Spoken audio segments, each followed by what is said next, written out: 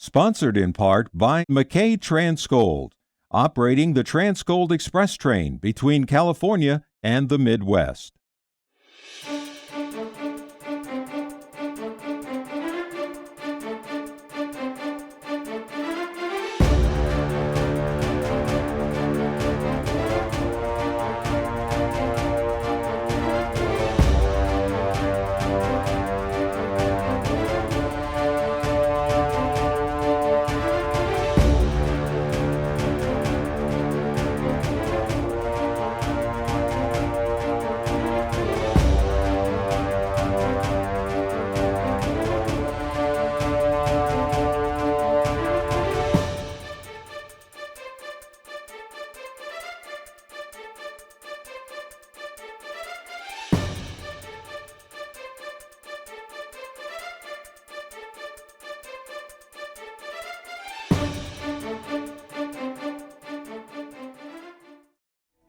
In this 8-part series, we will examine the life of the 40th President of the United States, Ronald Wilson Reagan.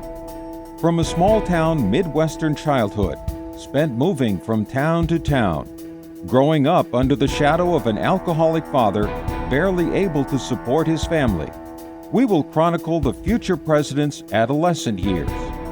We will look at Reagan's early career as a radio announcer for the University of Iowa and the Chicago Cubs baseball team, and eventually moving on to have a successful acting career in Hollywood, starring in such films as Newt Rockne, All-American.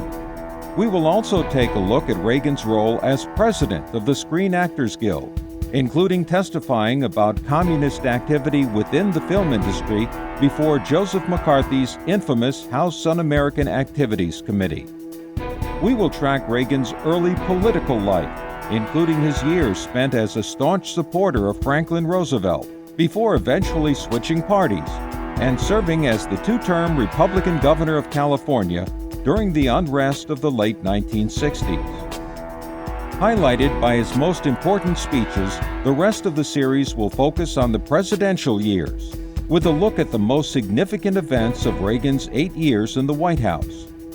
Topics covered will include his attempted assassination by John Hinckley Jr., Reaganomics, and a push for smaller government, the Iran-Contra affair, and his most significant achievement, ending the Cold War.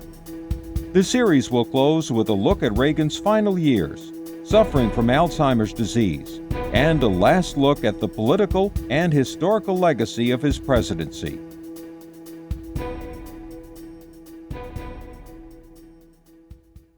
I think any conversation about President Reagan best begins with a bit of irony.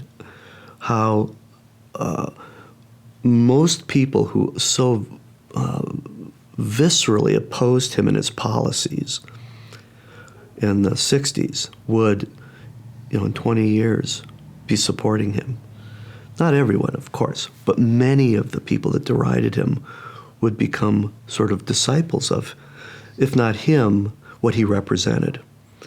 The pushback of so much of the activities, behaviors that they had formerly, advanced and enjoyed, and seeing now the excess, or seeing where they kind of brought you, and then turning away from that and resuming a more traditional kind of lifestyle or a traditional view of things, which Ronald Reagan epitomized, embodied.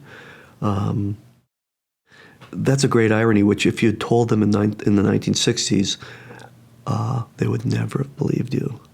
And yet that's kind of what happened. Ronald Wilson Reagan, the 40th President of the United States, was born on February 6, 1911, in Tampico, Illinois. His father, Jack, was a salesman of Irish descent, whose family came to America during the 1840s to escape famine. His mother, Nellie, was of Scots-English descent. Ronald had one sibling, an older brother named Neil, born in 1908. Ronald's father, Jack, was orphaned at the age of 6. He and Ronald's mother, Nellie, met in Jack's hometown of Fulton, Illinois, and married in 1904. Shortly after getting married, the couple moved to Tampico, where Ronald and his brother were born in the family's second-floor apartment, directly above a bakery.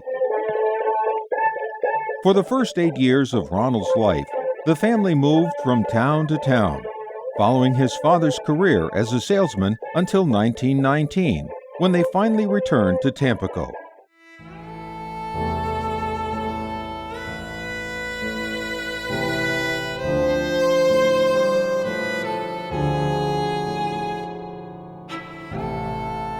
Ronald's father, Jack, was known as a gifted storyteller whose natural charisma made him popular wherever he went. Unfortunately, Jack's alcoholism became his undoing, and he had a difficult time supporting his family.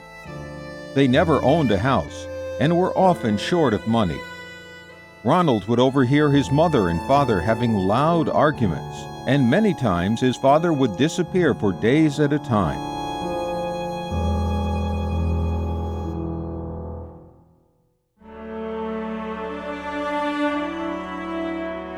During the Depression, Jack found work with Roosevelt's WPA program, and this had a great influence on Reagan's strong support of FDR. Reagan was also greatly inspired by the novels of Harold Bell Wright and Horatio Alger. He spoke of their influence throughout his life. The stories seemed to mirror much of Reagan's life, showing that with enough hard work and fortitude, no matter how meager one's beginnings, anyone had a chance to be a success. To Reagan, it was the essential American story. A lot of commentators of Ronald Reagan have drawn attention to the childhood home life that he experienced. I don't know how to actually weigh all of those kinds of judgments because it embodies a lot of views about the sort of psychological theories of how children react to alcoholic parents or an alcoholic father. But I don't know any Reagan commentator that doesn't talk a little bit about that and think it's, in some respects, a very important, influential aspect of his early years. I mean, to have a father who was abusive and an alcoholic, and what he had to witness and what he had to experience in the atmosphere of the home, and the proximity he developed with his mother emotionally as a consequence of that.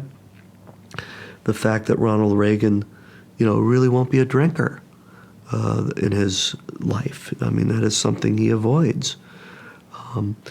To what extent, as a father in his later years, he continued, not the abuse by any means, but maybe some of the distance that he experienced with his father. Certainly Ronald Reagan's children would tell you something about that. That, on the one hand, their dad's so friendly and he's so expressive and he's such a good guy and he's such a smoozer, but not with his children. That he was a remote figure, distant, and that, if that's just part of his generation or part of his particular psychological makeup with his father. A lot of people want to talk about that and comment on that because that is another element of his adult life that's intriguing and constant. Ronald acquired the nickname Dutch as an adolescent from his father because of his plump stature and Dutch boy haircut.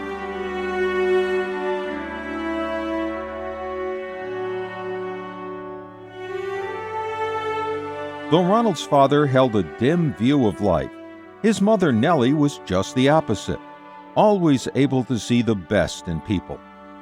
Ronald credited his eternal optimism as well as his strong religious faith to his mother's influence. Ronald's mother was also responsible for introducing her son to the stage.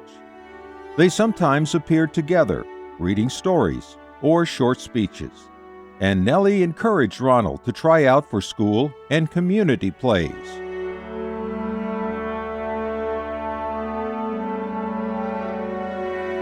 In 1920, the Reagans moved to Dixon, Illinois, another small Midwestern town not far from the Mississippi River.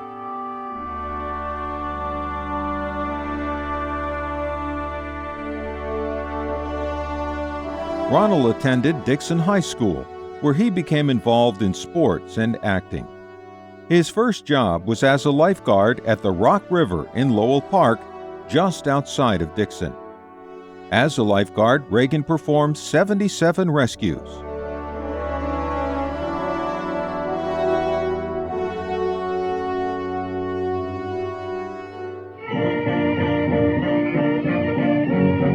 While it might have been known as the Jazz Age or the Roaring Twenties in cities like Chicago and New York, in Dixon, Illinois, it was a different story.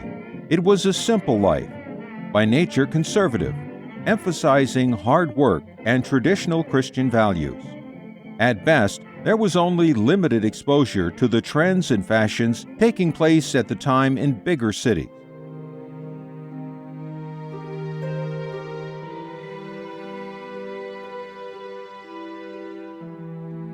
As was common with much of the Midwest in the 1920s, Dixon was divided along racial lines. Ronald and his mother Nellie took an active stance against this discrimination, even going so far as to offer food and shelter on a regular basis to those barred from the local inn because of their color.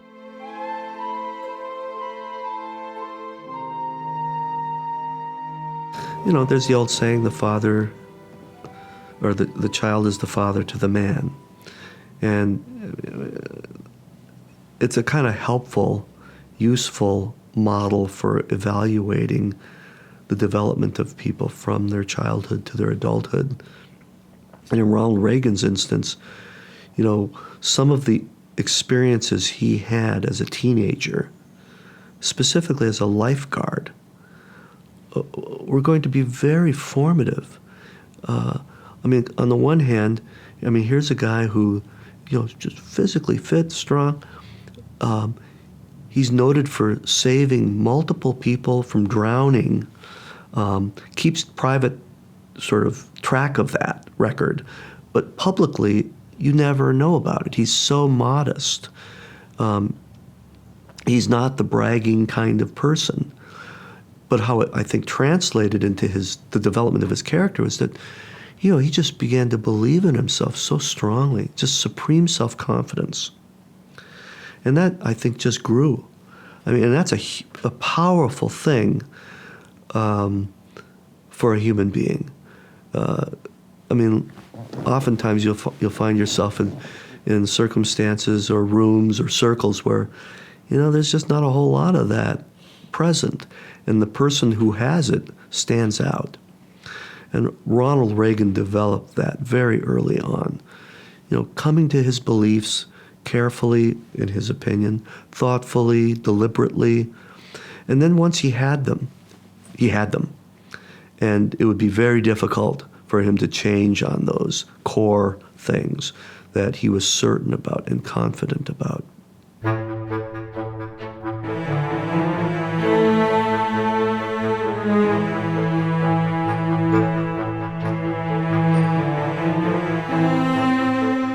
After high school, with a partial scholarship, Reagan was able to enroll in Eureka College, where he became a cheerleader and majored in economics and sociology.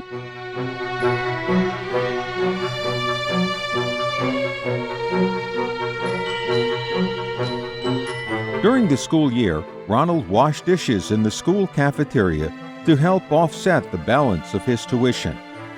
At Eureka, he was a member of the football team, captain of the swim team, and elected student body president.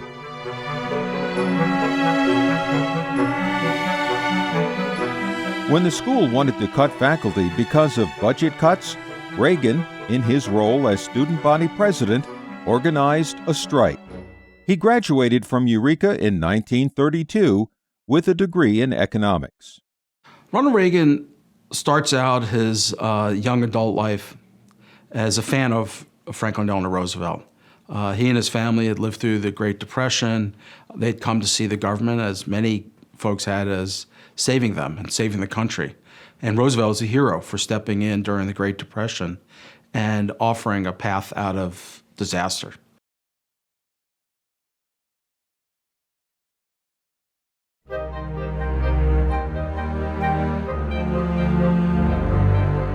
After college, Reagan decided to strike out for Chicago, where he hoped to land a job in radio.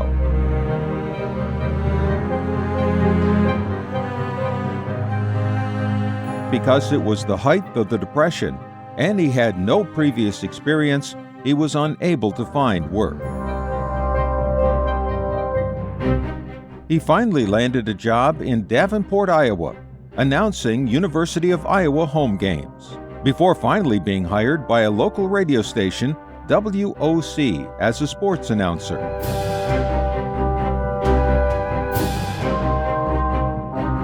After a short time, Ronald managed to land a gig in Des Moines, doing real-time play-by-play for the Chicago Cubs, from accounts of the game coming in over the wire service.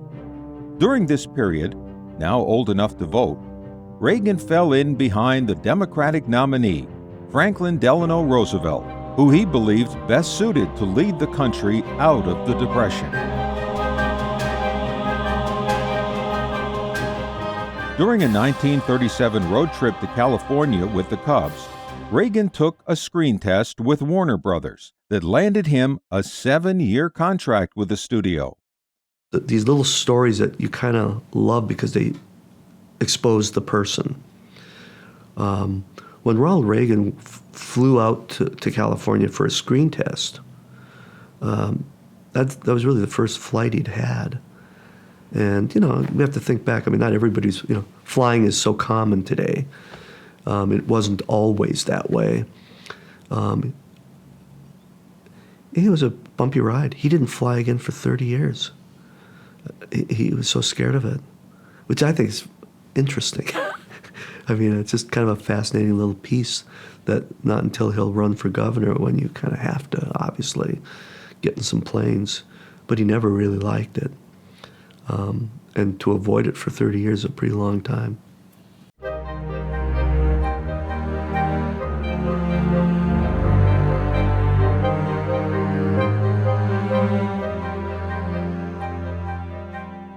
By 1939, after only 2 years in the business, had done 19 films.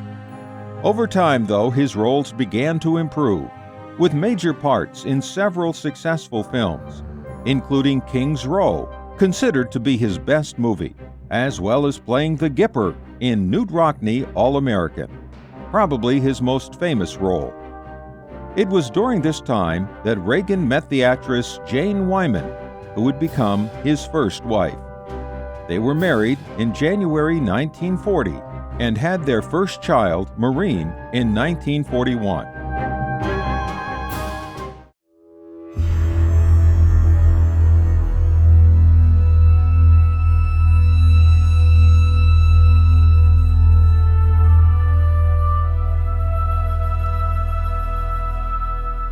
In 1942, 5 months after the bombing of Pearl Harbor, already an Army enlisted reserve, Reagan was called to active duty. Because of his nearsightedness, he was found unfit for overseas duty and ended up spending his military career with the 18th Army Air Force Base Unit, also known as the 1st Motion Picture Unit. By the end of the war, the unit had produced over 400 training films for the Army Air Force.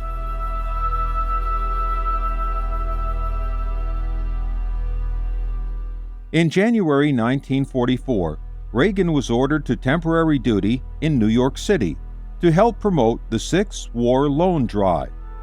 While he was with the 1st Motion Picture Unit, he was indirectly involved in discovering Marilyn Monroe. His last stop was Fort MacArthur, California, where his active duty came to an end. Though Reagan never left U.S. soil during his service, he kept a film reel depicting the liberation of Auschwitz, believing that someday doubts would arise as to whether the Holocaust had occurred. After returning home from the war, Reagan served as the third vice president of the Screen Actors Guild. In 1947, after 6 board members resigned in protest over a change in bylaws, Reagan was nominated and elected president of the Guild. He served 7 additional one-year terms, his last in 1959. When he saw things in the Hollywood community that he felt were menacing, specifically with respect to communist infiltration, he was not the kind of person that would ignore it. He's not the kind of person to underplay it. I mean, this was something he knew he had to do something about, and he did, actively working against it, becoming an informant. Ronald Reagan was one of the most vociferous opponents of communists, particularly in the acting guild in Hollywood. He came to be seen as part of the vanguard in the anti-communist wave in America in the 1950s. We now know through the declassification and disclosure of a lot of the archives, Soviet archives in the Venona files, that much of this stuff during the McCarthy era, which was labeled as a witch hunt by people like Ronald Reagan or McCarthy, where you go after supposed communists wherever they may be, in the government or the entertainment industry or wherever. It's funny that we use the witch hunt concept when there aren't witches, but what if there are? And all of the classification exposure of those files says, communism was there. I mean, it wasn't a figment of imagination. They truly were in those vicinities, and they really were active. So Ronald Reagan, sensed that, took action against it, and throughout the rest of his life, represented an exceedingly stubborn resolve to combat the influence of communism wherever it might be, around the world, in America. I mean, this is one of the core principles of Ronald Reagan's political vision.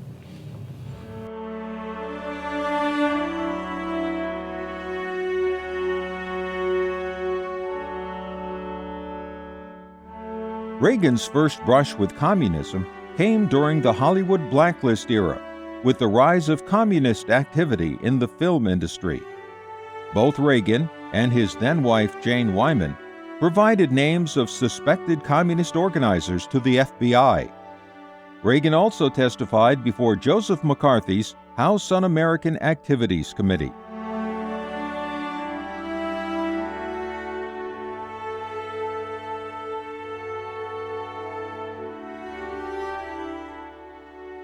After a second child died shortly after birth, the couple adopted a son, Michael, who was born in 1945. Reagan and Wyman divorced in 1949, after Reagan began devoting much of his time and energy to his new work with the Screen Actors Guild. In the 1950s, as Reagan's film career began to fade, he shifted to the new medium of television, becoming the host of General Electric Theater, a series of weekly dramas. His contract demanded that he visit GE factories 16 weeks out of the year and make 14 speeches a day during his visits.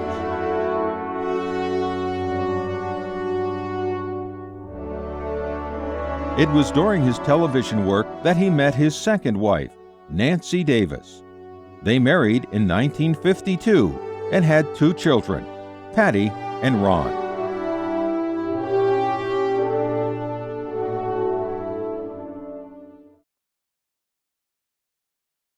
In part because of the foreign policy issues and the issue of communism in America and in Hollywood, Ronald Reagan's politics start to change. He also becomes much more skeptical about what government's capable of doing, and more or less does a 180-degree flip in his adulation early on of Franklin Delano Roosevelt, instead becomes quite hostile to the whole New Deal period and the infrastructure of government that it creates.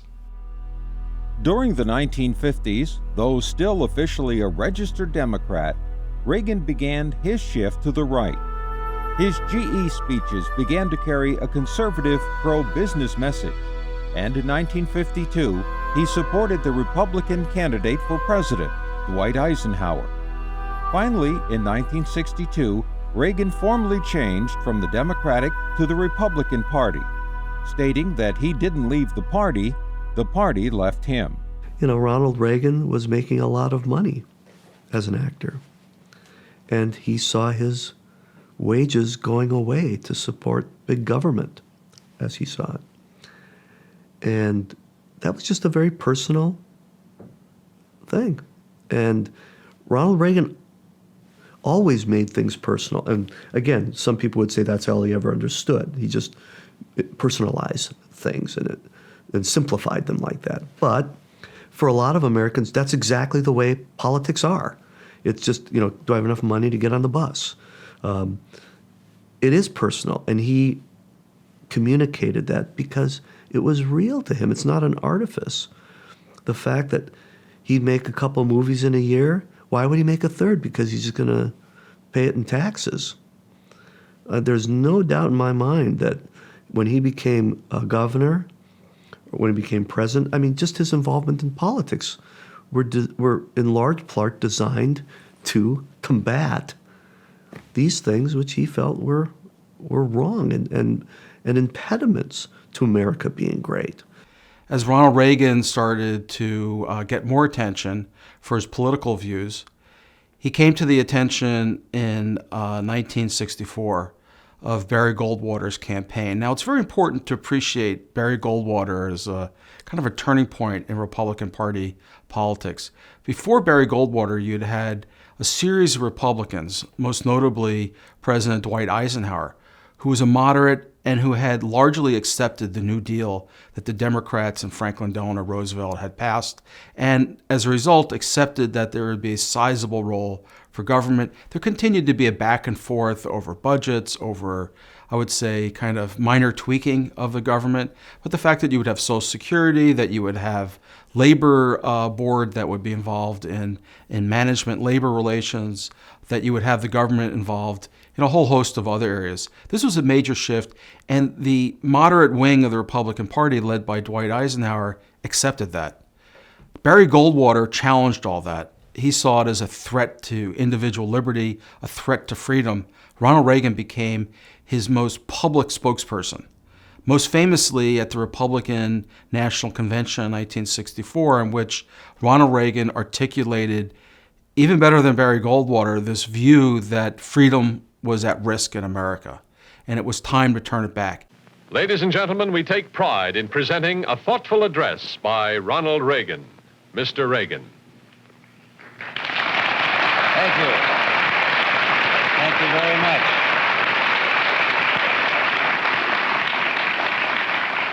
Thank you and good evening. The sponsor has been identified, but unlike most television programs, the performer hasn't been provided with a script. As a matter of fact, I have been permitted to choose my own words and discuss my own ideas regarding the choice that we face in the next few weeks. I have spent most of my life as a Democrat. I recently have seen fit to follow another course. I believe that the issues confronting us cross party lines. Now, one side in this campaign has been telling us that the issues of this election are the maintenance of peace and prosperity. The line has been used, we've never had it so good. But I have an uncomfortable feeling that this prosperity isn't something on which we can base our hopes for the future. No nation in history has ever survived a tax burden that reached a third of its national income. Today, 37 cents out of every dollar earned in this country is the tax collector's share. The fact that Ronald Reagan's going to be able to transfer all of the skills and of personality and his celebrity status in Hollywood, transfer all of that into, specifically political work, is a very interesting story in the early part of the 60s. And everyone speaks exclusively about his his speech at the Republican convention on behalf of Arizona, Senator Barry Goldwater, and Goldwater's bid to be president of the United States. And that was like so many occasions where the person giving the speech becomes kind of the story. James Garfield had the same experience before the Republican convention in Chicago in the late 1880s when he was putting someone else's name into the ring, and everybody started yelling, "Garfield!" And he's like, "No, not me." It's sort of a similar thing. I mean, the 1964 speech on behalf of Goldwater spoke more eloquently to Ronald Reagan, and the conservative base sincerely wanted Ronald Reagan to step up his prominence and take a greater role in a leadership position in the Republican Party. And of course, he'll take that with him into California, and run for governor and have several terms of very successful kind of government in California. But every lesson of history tells us that the greater risk lies in appeasement. And this is the specter our well-meaning liberal friends refuse to face, that their policy of accommodation is appeasement. And it gives no choice between peace and war, only between fight or surrender. If we continue to accommodate, continue to back and retreat, eventually we have to face the final demand, the ultimatum. And what then? Well, Nikita Khrushchev has told his people he knows what our answer will be. He has told them that we're retreating under the pressure of the Cold War, and someday, when the time comes to deliver the final ultimatum, our surrender will be voluntary, because by that time, we will have been weakened from within spiritually, morally, and economically. He believes this because from our side he's heard voices pleading for peace at any price, or better read than dead, or as one commentator put it, he'd rather live on his knees than die on his feet. And therein lies the road to war, because those voices don't speak for the rest of us. You and I know and do not believe that life is so dear and peace so sweet as to be purchased at the price of chains and slavery. If nothing in life is worth dying for, when did this begin? Just in the face of this enemy? Or should Moses have told the children of Israel to live in slavery under the Pharaohs? Should Christ have refused the cross? Should the patriots at Concord Bridge have thrown down their guns and refused to fire the shot heard round the world? The martyrs of history were not fools. And our honored dead, who gave their lives to stop the advance of the Nazis, didn't die in vain. Where then is the road to peace? Well, it's a simple answer after all. You and I have the courage to say to our enemies, there is a price we will not pay. There is a point beyond which they must not advance.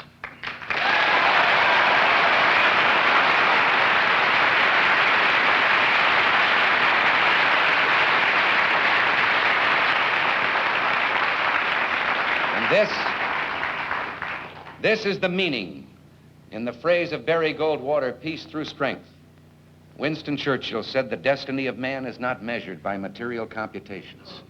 When great forces are on the move in the world, we learn we're spirits, not animals. And he said there's something going on in time and space and beyond time and space, which, whether we like it or not, spells duty. You and I have a rendezvous with destiny. We'll preserve for our children this, the last best hope of man on earth, or we'll sentence them to take the last step into 1,000 years of darkness. We will keep in mind and remember that Barry Goldwater has faith in us. He has faith that you and I have the ability and the dignity and the right to make our own decisions and determine our own destiny. Thank you very much.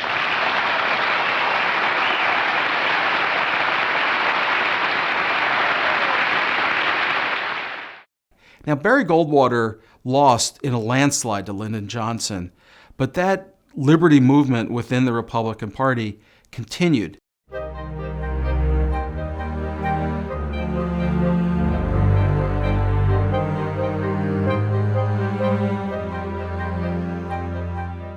In the early 1960s, Reagan opposed certain civil rights legislation, believing individual freedoms to be a higher principle than government intervention.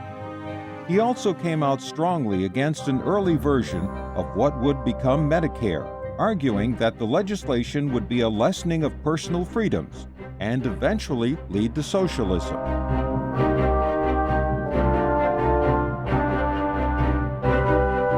Three years after his much-heralded A Time for Choosing speech, with a campaign emphasizing smaller government and putting an end to the increasingly violent anti-war protests taking place at UC Berkeley, Ronald Reagan was elected to his first of 2 terms as Republican governor of California.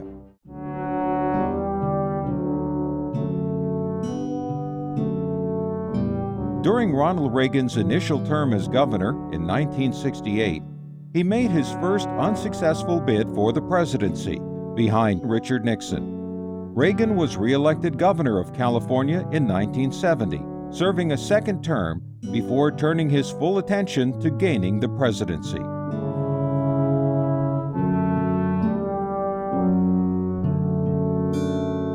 Ronald Reagan's position for the cultural shifts that are going on in America that he dealt with personally as governor in California are really reflective of the generational problems that are going to afflict the 60s and the early 70s. What's happening on college campuses, where students are challenging not just the rules of school and chancellors, but even the legitimacy to make rules, the basis of their authority, is ultimately what they're challenging. And of course, Ronald Reagan would fight back in every way possible in supporting universities. There's just way too many statements that were fond statements against Ronald Reagan by radicals at Berkeley and in Oakland and really all over the state. And Ronald Reagan would come back with some, as typical as he would be, some kind of comical statement that was serious, but never that's the tone of it not being as serious. And it's hard to express this exactly right, but he does this his whole life. But and he says he saw some demonstrators with the sign "Make love, not war," and his response is, "I don't think they could do either." Is classic Ronald Reagan. It's serious, but he's poking fun in a fun kind of way. He's not taking them as seriously as they take themselves. And I think in a way he deflates them by so doing. Jump many years ahead when he's going to debate Jimmy Carter. The great, the famous TV debate in October right before the election. And Jimmy Carter, somewhat desperate at this time, narrowing the polls a little bit, trying to get those people back on his side, attacking Ronald Reagan's, supposed attempts or desires to cut Medicare and Medicaid, and instead of taking that in a serious venue, what does Ronald Reagan do? There you go again, and deflating him with that kind of humor. It's a standard thing for Ronald Reagan. How do you square this? How do you actually reconcile, on the one hand, what seems to be this stern, confident, rigid, traditional position, and yet when he starts to talk, it's so friendly almost. It's humorous, it's deflating, and he kind of wins the argument or positions himself like that. So it's extraordinary ability on Ronald Reagan's part. And again, I think that's it's another little piece of his being the great communicator, how he is able to simplify and yet say something kind of meaningful and win you over. And you start seeing in 1968 when Richard Nixon runs, and most appreciably in the 1970s, when the more moderate wing comes under attack from this more conservative, right-wing, liberty-minded movement in America, particularly in the form of Nelson Rockefeller, who was in some ways the heir to this moderate Republican wing. Rockefeller, like Eisenhower and Richard Nixon, had accepted the New Deal for the most part. Richard Nixon, after all, was probably one of the most liberal presidents in the entire post-war period. Lyndon Johnson had passed Medicare, but it was Richard Nixon who really expanded Medicare into the program we know today that became much more encompassing in terms of its benefits. Richard Nixon created the Environmental Protection Agency. It's Richard Nixon who passes the cost of living adjustment for Social Security to keep the Social Security benefits constant in terms of inflation. So you have this moderate wing of the Republican Party with Richard Nixon and Nelson Rockefeller. Ronald Reagan is the heir to the Barry Goldwater right wing of the Republican Party and was not kind of accepted and respected within the establishment of the Republican Party. He was seen as too radical. So the battle that goes on during the 1970s between Ronald Reagan and this moderate wing is very important. Ronald Reagan's winning of the Republican Party nomination in the 1980 election was in many ways a turning point in Republican Party politics because the Barry Goldwater wing comes forward. Ronald Reagan really innovates as a pathbreaker in bringing together a new coalition. Mr. Chairman, Mr. Vice President-to-be, this convention, my fellow citizens of this great nation, with a deep awareness of the responsibility conferred by your trust, I accept your nomination for the presidency of the United States.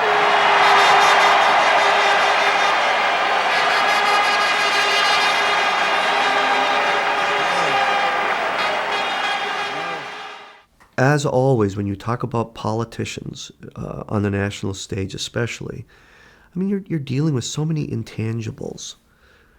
So many forces that the politician has had nothing to do with, but will be there to either benefit from or be crushed by. So during the late 1970s, we had the long lines at gas stations. We had high unemployment. We had high inflation. We had high interest rates. And again, people we're beginning to realize, again, the value of free markets. And people were beginning to realize that the increase in government spending over the last several decades really had not resulted in greater prosperity for the country, and they were looking for a change. When you look at the place of Ronald Reagan in American history, it's so difficult to avoid or dismiss the idea that this guy is just at the right time. I mean, here you have, a wave, an absolute wave of a cultural pushback to so many forces going on within the culture of America at the time. Jimmy Carter's popularity was not that great, and a lot of folks thought this was a real opening for Republicans, but Ronald Reagan was seen as extreme. And the Democrats were very effective in portraying Ronald Reagan as dangerous, a dangerous choice. So the race is very, very close throughout until the debate. And this is one of the most famous debates in American history. The debate occurs just within a few weeks of Election Day. The polls show the race as largely tied. And at that debate, Ronald Reagan comes off as not scary. He comes off as more reasonable. And Jimmy Carter is not overwhelming him. Ronald Reagan seems to have some grasp on the key issues, isn't taking extreme positions, is affable and likable. And from that point on, the polls show a pretty steady increase for Ronald Reagan, and he ends up cruising to a fairly significant landslide win in November 1980. One of the contributions of Ronald Reagan's candidacy to the presidency at large was his very thorough and systematic preparation to take office. That is, setting up a transition team in 1980 in April, even before the elections and even before the nomination. This showed a kind of foresight to make sure that the government, that that he would be ready to go if he were elected. This is a responsible thing to do. Presidents before him had not spent a lot of time on presidential transitions, and so he set a precedent that allowed future presidents, or future candidates, I should say, to prepare carefully for the presidency and not seem to be measuring the drapes in the White House or seeming to be presumptuous by preparing before the election. Good evening. I've asked for this time tonight to talk to you about tomorrow's election, to share with you my hopes for America, to discuss with you the kind of nation we are and the legacy we'll leave to our children. This marks for me the end of nearly 1 full year of campaigning, and I want to use this final opportunity to continue the national conversation we've had in this campaign. From the time I was nominated by my party in July, my candidacy became a partnership with George Bush, a former ambassador to the United Nations, director of the Central Intelligence Agency, member of Congress, and liaison to the People's Republic of China. And though we've spent most of our time apart, traveling across the United States, George is here with me tonight, and I've asked him to take a moment to share some of the campaign reflections with you. Thank you, Governor. In my years of public service, I don't think I've seen a greater desire among our citizens to put America back on the road to greatness. They want to restore prosperity at home, to see that we're once again respected abroad, to renew the social and spiritual ties which once held us so closely together. Over these past few months, I've come to know Ronald and Nancy Reagan as friends as well as political teammates. Working with Governor Reagan has deepened my impression of him as a man who, above everything else, has an abiding love for our nation. I know that we can take our working partnership to Washington, and I can assure you that both of us will bring every fiber of our energy into finding solutions for the great and complex problems that face us. I'll be committed to helping Ronald Reagan as a supportive member of his administration. I know we can build this nation to be, once again, strong at home and abroad. But before we can do anything, we need your help and your support. We need your commitment to the future. We need your confidence in our ability to overcome the obstacles that have been raised in America's path. And now to share with you tonight the kind of leadership and vision he will bring all of us. Ladies and gentlemen, Governor Ronald Reagan. Thank you, George. One of Nancy's and my genuine pleasures during the arduous campaign period has been growing closer to you and Barbara. I've never known a more tireless campaigner, and you've not only been an asset as a running mate, but I'm confident that you and I will have a close and compatible working relationship in Washington. The election will be over soon. Autumn will become winter. This year will fade into next. And yet the decisions we make tomorrow will determine our country's course through what promises to be one of the most perilous decades in our history.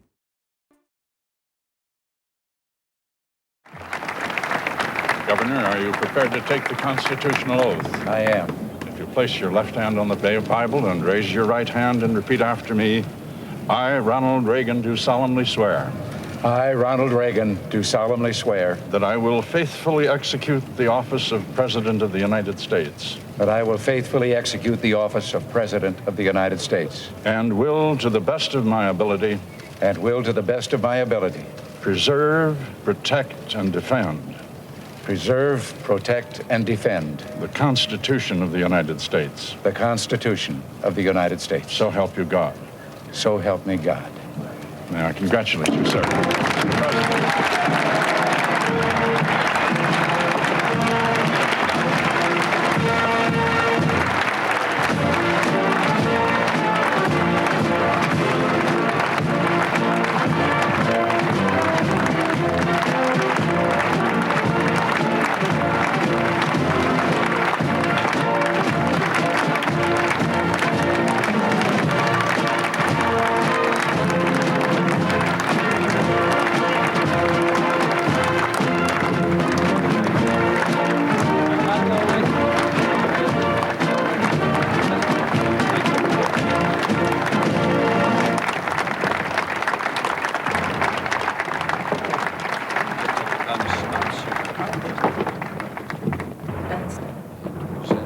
the President of the United States.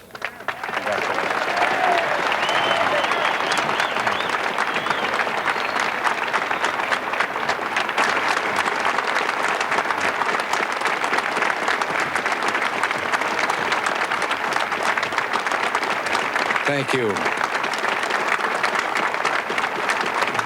Thank you. Senator Hatfield, Mr. Chief Justice, Mr. President, Vice President Bush, Vice President Mondale, Senator Baker, Speaker O'Neill, Reverend Mumaw, and my fellow citizens. To a few of us here today, this is a solemn and most momentous occasion. And yet in the history of our nation, it is a commonplace occurrence. The orderly transfer of authority as called for in the Constitution routinely takes place as it has for almost 2 centuries, and few of us stop to think how unique we really are. In the eyes of many in the world, this every 4-year ceremony we accept as normal is nothing less than a miracle. Ronald Reagan, in the first months of his presidency, I can't remember the number, but he made hundreds of appointments with members of Congress, talking to them, forming alliances, forming personal relationships that he could then use. Not in an exploitive way, but just to get government working.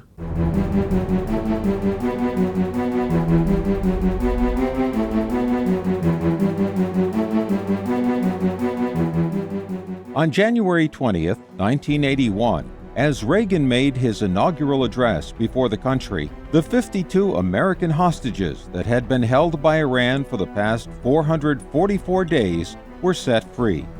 The failure to resolve the crisis in a timely manner had served to further blemish America's already declining status as a vital world power and did much to sway public opinion against the Carter administration. The low point of the crisis came after a failed rescue attempt by the United States military resulted in the deaths of 8 American servicemen, 1 Iranian civilian, and the iconic image of the burned-out remains of 2 American aircraft involved in the mission splashed across newspapers worldwide. What was seen as the Reagan administration's ability to do what his predecessor Jimmy Carter couldn't by freeing the hostages sent a tone of optimism and increased national vigor that would come to characterize much of Ronald Reagan's presidency. When a president comes into the office with an electoral landslide like Ronald Reagan did, I can't remember the exact numbers, but it's something like 480 to 48 or something like that. I mean, it's not even close at all. I mean, that's pretty good. And certainly Ronald Reagan came into the White House with, a great popularity. But what's going to be interesting is that just, a couple months into his presidency, that popularity is going to go through the roof. And ironically, it's because of, again, an assassin.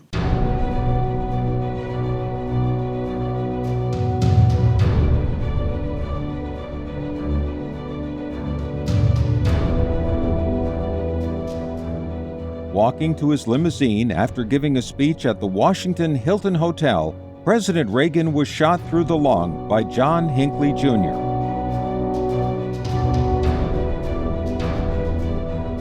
His press secretary, James Brady, and 2 members of his security team were shot as well.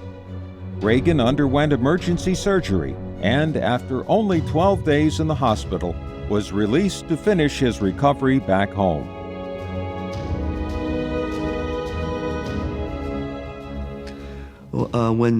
When John Hinckley, shot at Ronald Reagan, he had no idea. He couldn't have any idea what the effect of that would be. And remember, at the time, Ronald Reagan's injuries were downplayed. The seriousness of his injuries would later be revealed and how close, he truly came to dying. But the way it was played out in the press was extraordinarily beneficial to his political agenda. Here's Ronald Reagan being shot. Here's Ronald Reagan joking, to his wife, "I should have ducked," or "I forgot to duck," or as he's being wheeled into surgery, looking up at the doctors and, I hope you're all Republicans. I mean, to have that kind of poise, that kind of, again, confidence, that kind of humor, how do you accurately weigh or measure that in the public? But it's scored big. He comes back, convalesces, speaks before Congress, and is able to, just like Lyndon Johnson on the heels of the Kennedy tragedy, mobilize public opinion, use public opinion to pressure a bipartisan support for some pretty divisive measures about taxes, reduction of taxes, and he's able to pull that off. It's an extraordinary bit of good politics. Shortly after Reagan became president, we went into what was at that time the worst recession since the Great Depression, where the unemployment rate hit 10.8%. That was largely due to Paul Volcker's contractionary monetary policy of raising interest rates. The result was the country became quite angry, angry at government and angry at Ronald Reagan. His approval ratings really dive. In the 1982 midterm elections, the Democrats do quite well. So then the question emerges, will Ronald Reagan survive? And at this point, Ronald Reagan does not turn from his conservative policies. He pushes forward, continues to push forward a conservative fiscal policy of cutting taxes, cutting government spending, argues that the recession is due to the fact that we have too much government. He argues that government is the problem, that individuals have become too dependent on welfare and other forms of government assistance. But this is a tipping point. What is Ronald Reagan going to do to get the economy going and to put himself in a position of winning re-election? It's at this point also that Ronald Reagan's defense spending starts to really kick in. An enormous amount of money is pouring into defense. That acts as a stimulus. And whereas Democrats talk about so-called Keynesian economic policy of government spending money as a way to stimulate the economy, usually Democrats talk about roads, bridges, schools, kind of basic infrastructure that will create jobs. Ronald Reagan comes up with a kind of defense-led Keynesian policy of putting money into Defense Department to drive job growth, and it starts to work. And we start to see jobs starting to grow. The Federal Reserve backs off its high interest rate policy as inflation comes under control. Ronald Reagan finds his popularity starting to increase.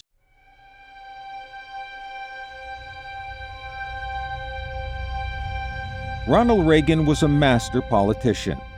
Though often taking a hard line on issues and using strong rhetoric to make a point, he never let it interfere with his ability to go into a room with congressmen and policymakers and come out with some movement or progress. He had a unique ability to be flexible without sacrificing core beliefs. There was no better example of this than his relationship with Democratic Speaker of the House Tip O'Neill.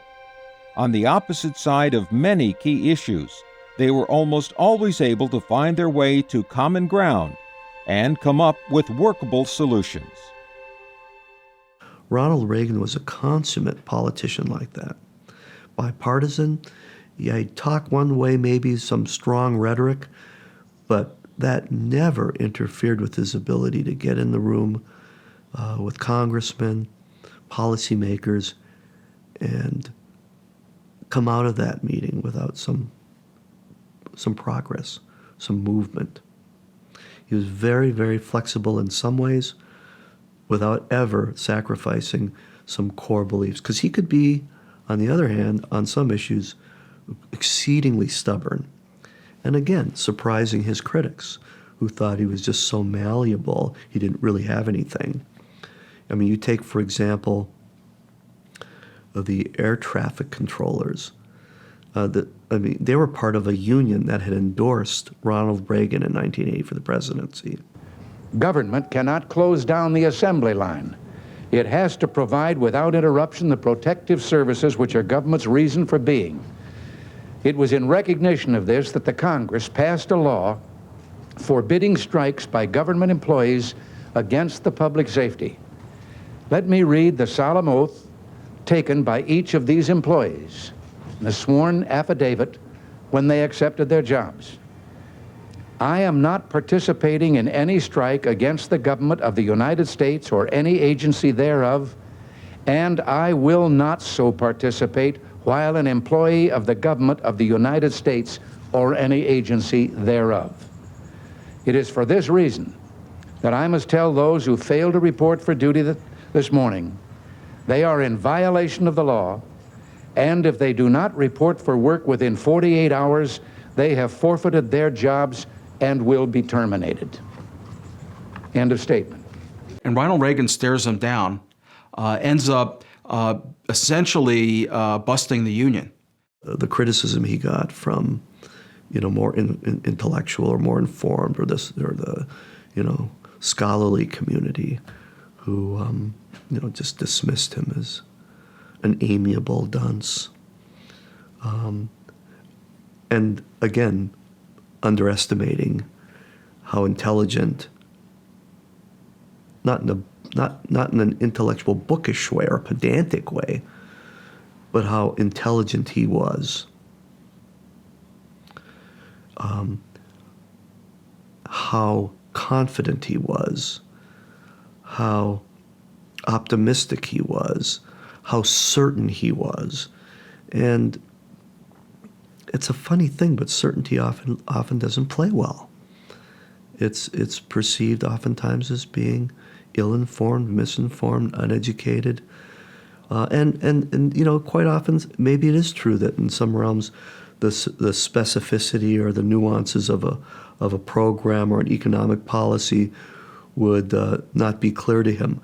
But he understood the core principles, and he believed in them, and he thought they'd work.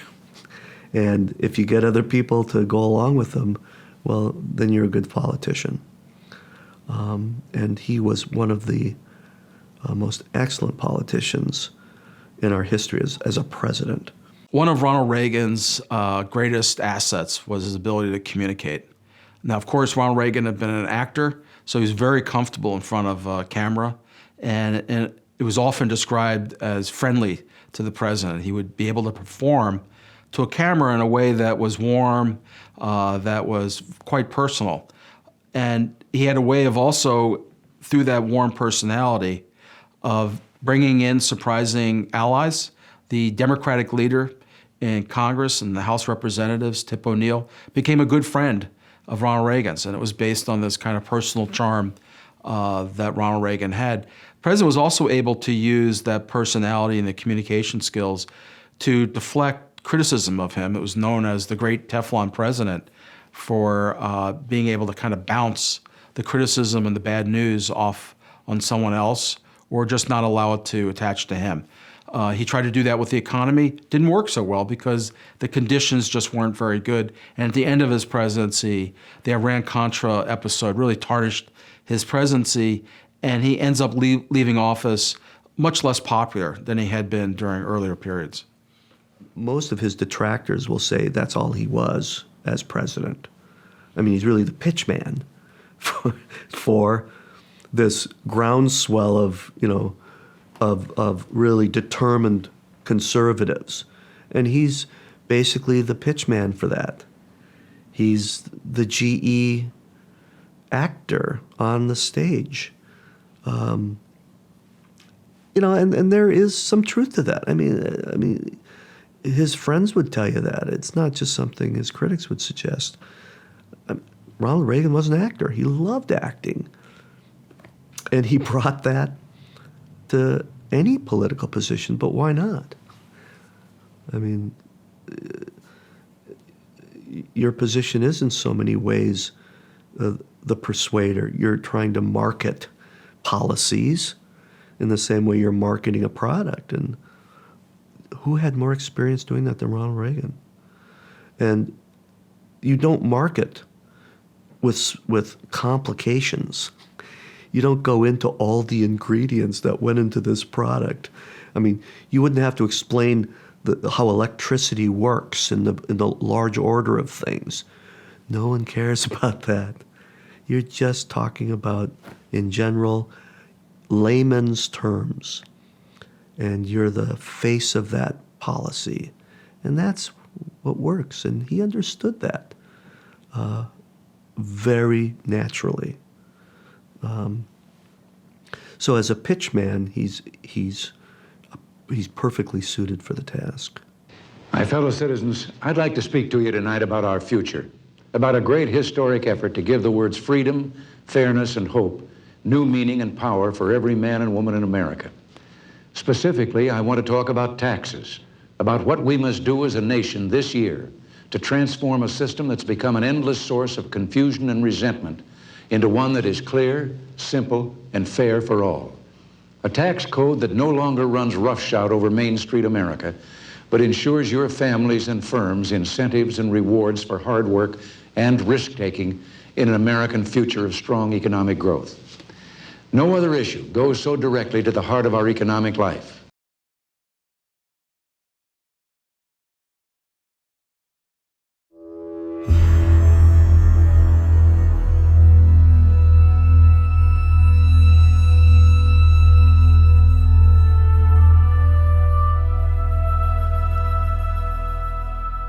At 6:22 a.m. on October 23, 1983, 241 U.S. Marines on a peacekeeping mission in Beirut, Lebanon, were killed when a suicide bomber drove a truck filled with 21,000 pounds of TNT explosives into their compound and blew himself up.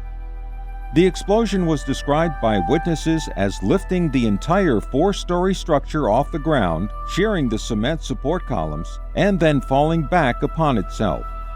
A large flaming gas ball was hurled in all directions, and the plume of smoke could be seen for miles. Little more than 3 months later, Reagan ordered the Marines to begin withdrawing from Lebanon.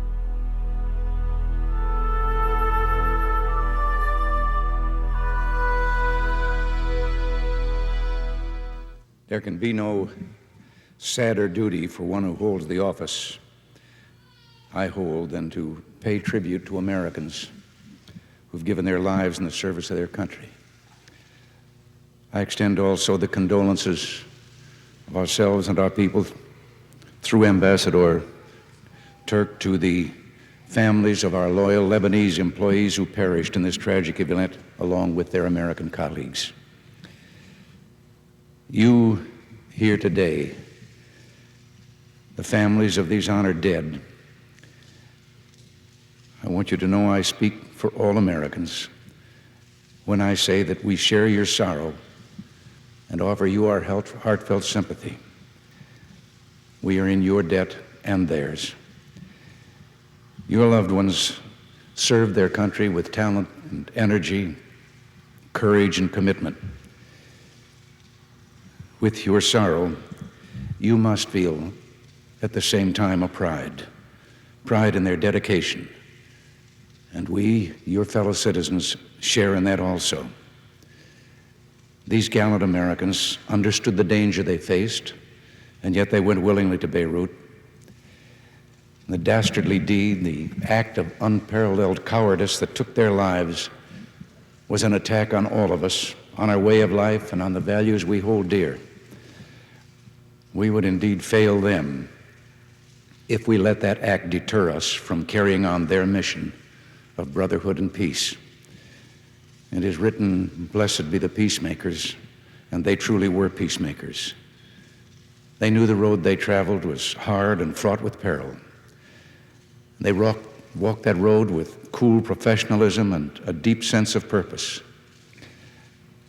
They knew at firsthand how an afflicted mankind looks to us for help, with faith in our strength, our sense of justice, and our decency. And that is the America that your loved ones exemplified. Let our monument to their memory be a preservation of that America. let us here in their presence serve notice to the cowardly, skulking barbarians in the world that they will not have their way. Let us dedicate ourselves to the cause of those loved ones, the cause they served so nobly and for which they sacrificed their lives, the cause of peace on earth and justice for all mankind. We thank God for them, and God bless you.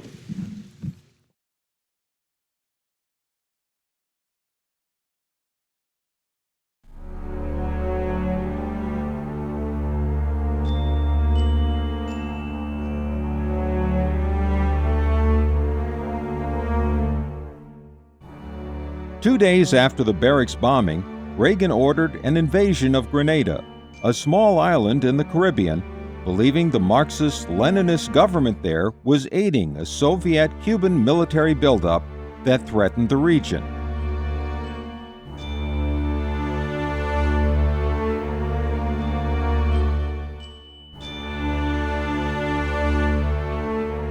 The invasion was triggered by a bloody military coup which ousted the island's 4-year revolutionary government and resulted in the restoration of a constitutional government.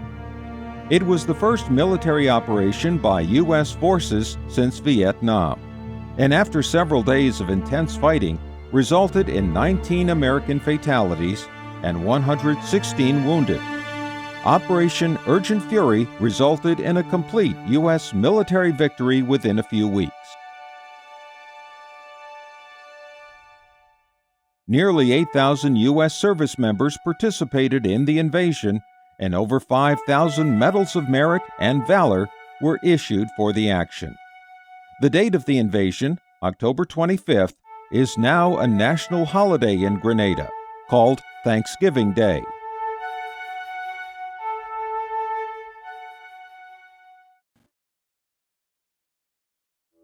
Often overshadowed by his role in bringing the Cold War to an end, one of the most important and long-lasting legacies of Ronald Reagan's presidency was the transformation of the Supreme Court. The approach to law, the approach to the courts is going to reflect, his interest in restoring America to its traditional roots, taking back America from what he thought would be sort of liberal prejudices that countered really the best interests of the country. He wants to see the judiciary reflecting more the collective well-being as opposed to the kind of rampant, he would say, individualism and the self-interest of people, and the way judges would rule instead of, as he would say, from sort of personal preference or partisan interest to a more principled approach. And that would, of course, be speaking about what Edward Meese, the Attorney General, talked about, originalism or original intent, where judges aren't ruling by personal preference or whim or any kind of unprincipled activism of political preference, but following the rule of law, not making law.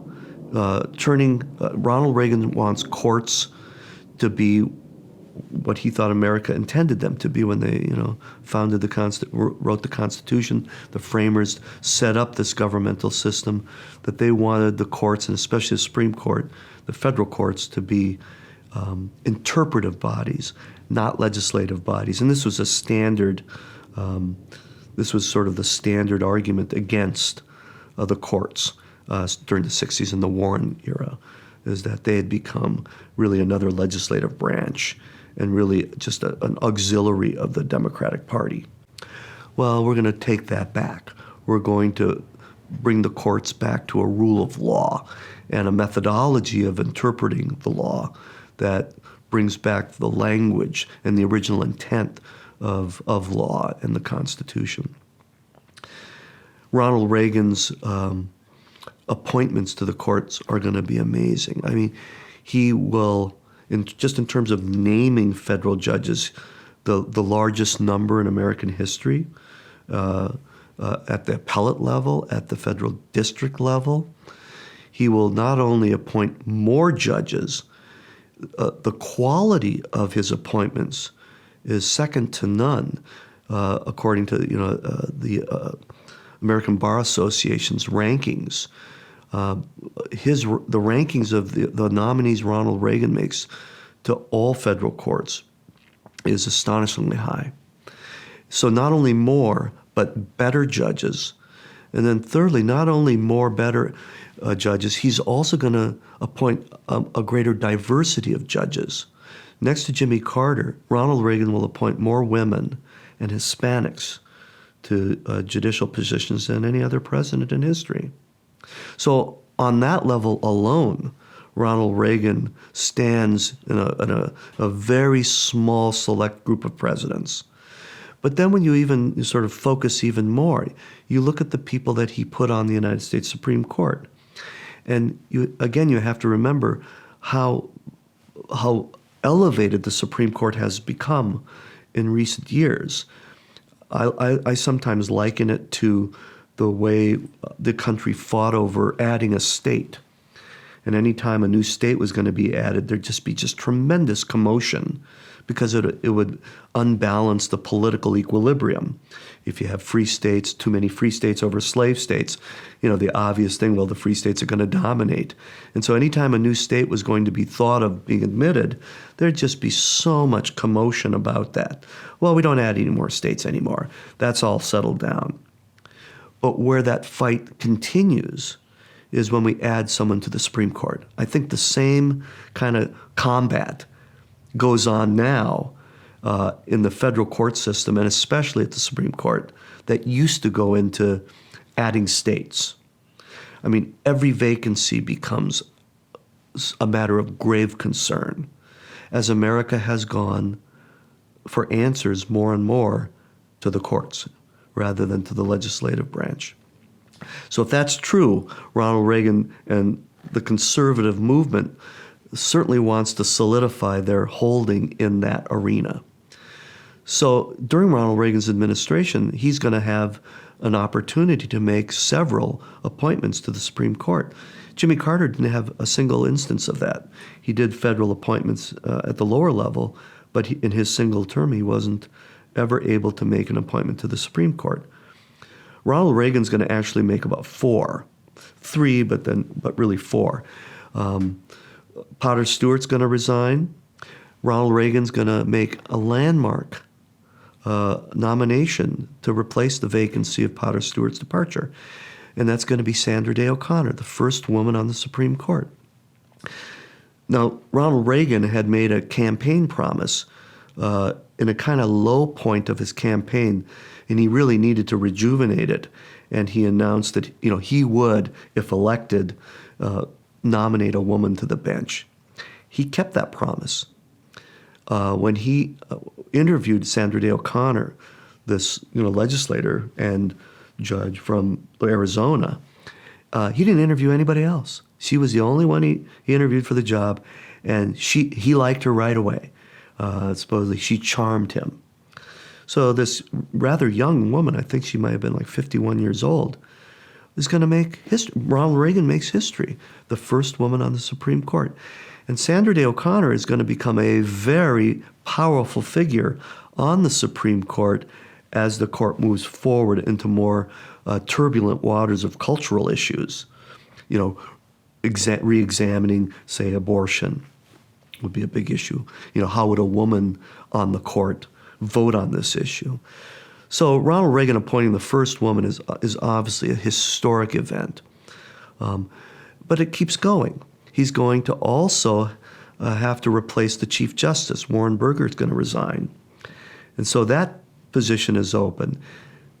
President Reagan decides he's going to elevate a sitting justice to that position, and that was William H. Rehnquist, who had been appointed by Richard Nixon, a person with strict conservative credentials.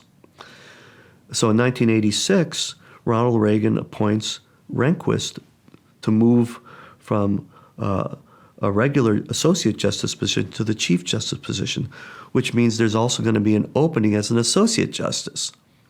And he's going to appoint the first Italian American, and that's Antonin Scalia. So in 1986, Ronald Reagan has kind of a twin appointments. He moves Rehnquist to the center seat, and Justice Scalia takes Rehnquist's vacancy as an associate justice. So Ronald Reagan has picked the first woman. He has picked a conservative to be the chief justice, a strict conservative. He has picked a conservative Italian American to the Supreme Court. Again, a historic, extremely historic event. And Scalia's confirmation, by the way, was unanimous, 98-0. Even Ted Kennedy voted for Antonin Scalia. And that's not even going to be all. He's going to make a fourth appointment. And the fourth appointment is going to be particularly interesting because as the court has become such an important decider in issues related to politics in America, the swing vote on the Supreme Court is exceedingly important. And the swing vote, Justice Lewis Powell was stepping down. Well, when a swing vote steps down, then the battle is joined because that seat becomes very important. Ronald Reagan decided to fill that seat with a guy who's been on the list for years and who conservatives in the government and law schools around the country have been begging for to get on the court. He's exceedingly qualified. He's been a professor at Yale for years. He's served as Solicitor General of the United States. He's served as a federal judge. His name is Robert Bork. Ronald Reagan selects Robert Bork to take the place of Lewis Powell. And almost the minute he made that appointment, that announcement, all hell broke loose. And one of the most contentious confirmation battles in the history of the United States ensued. It's going to result in Judge Bork's being rejected by the Senate, which is a rare occasion when the Senate denies a president an appointment to the court. Bork will be rejected. But along the way, it's kind of an interesting piece of Ronald Reagan's presidency. And it speaks to, again, a kind of characteristic of Ronald Reagan that many people have commented forever about. On the one hand, he seems to be, this rigid, ideologue, conservative, bringing America back to its traditional roots, being the person who's going to, bring America back from its social activism and get rid of things like abortion or dampen down the gay right movement that's gaining ground. And yet he doesn't really step into that position which his followers want him to do. The Bork nomination is going to fail for a number of reasons, not just the Democrat attack, because it's going to be fierce, led by Senator Ted Kennedy in a coalition of liberal activist organizations. It's also due to the fact that Ronald Reagan doesn't really promote it. I mean, after making the announcement, he goes on vacation. And unlike Ronald Reagan, who ordinarily has lots of contact with people on the Hill, he did not make any phone calls, which is kind of what you're expected to do. He didn't make any phone calls to the people who are going to ultimately vote on this nomination until late September of '87, after making the announcement in July. That doesn't help Judge Bork's chances much. Certainly what doesn't help Judge Bork's chances is his own sort of self-destruction when they have the hearings, because Judge Bork is going to make a mistake that no one makes anymore, really, of actually expressing his views.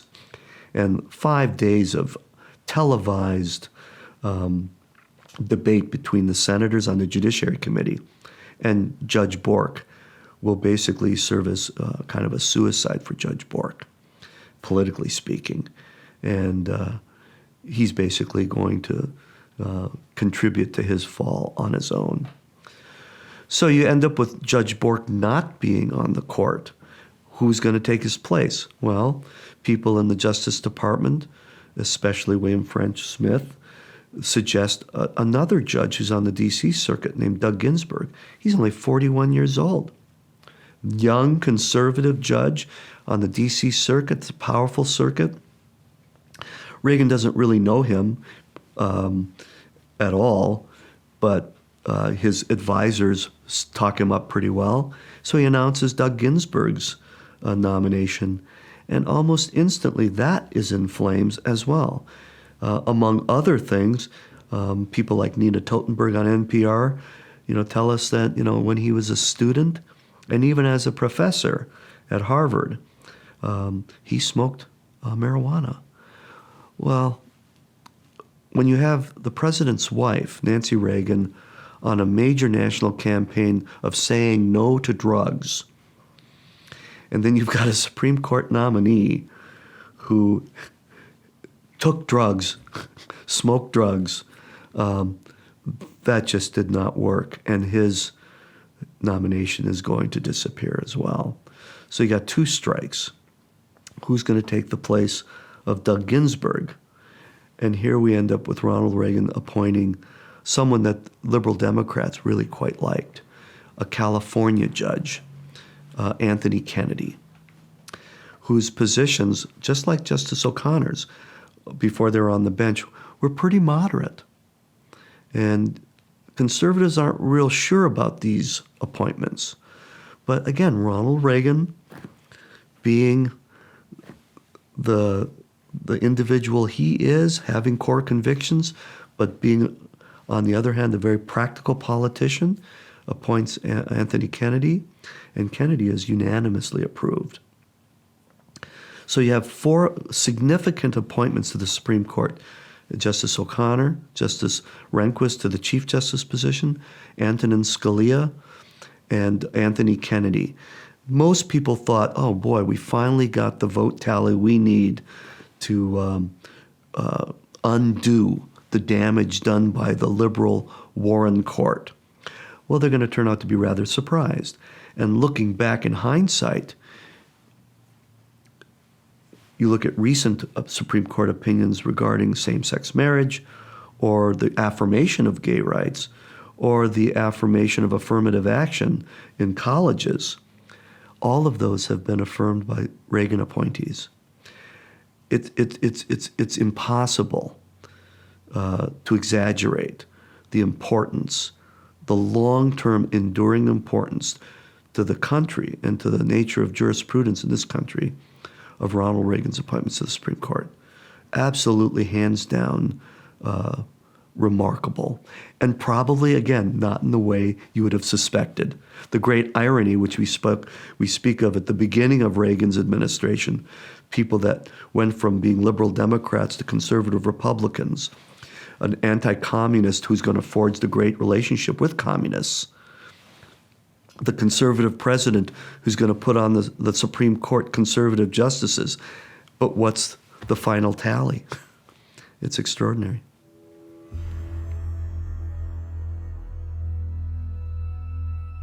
An economist, Arthur Lafleur, developed what's called the Lafleur curve.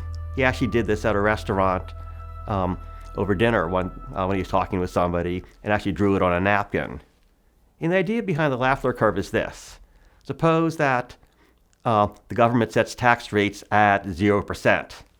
Then obviously the government collects no revenue. On the other hand, suppose it sets tax revenues at 100%.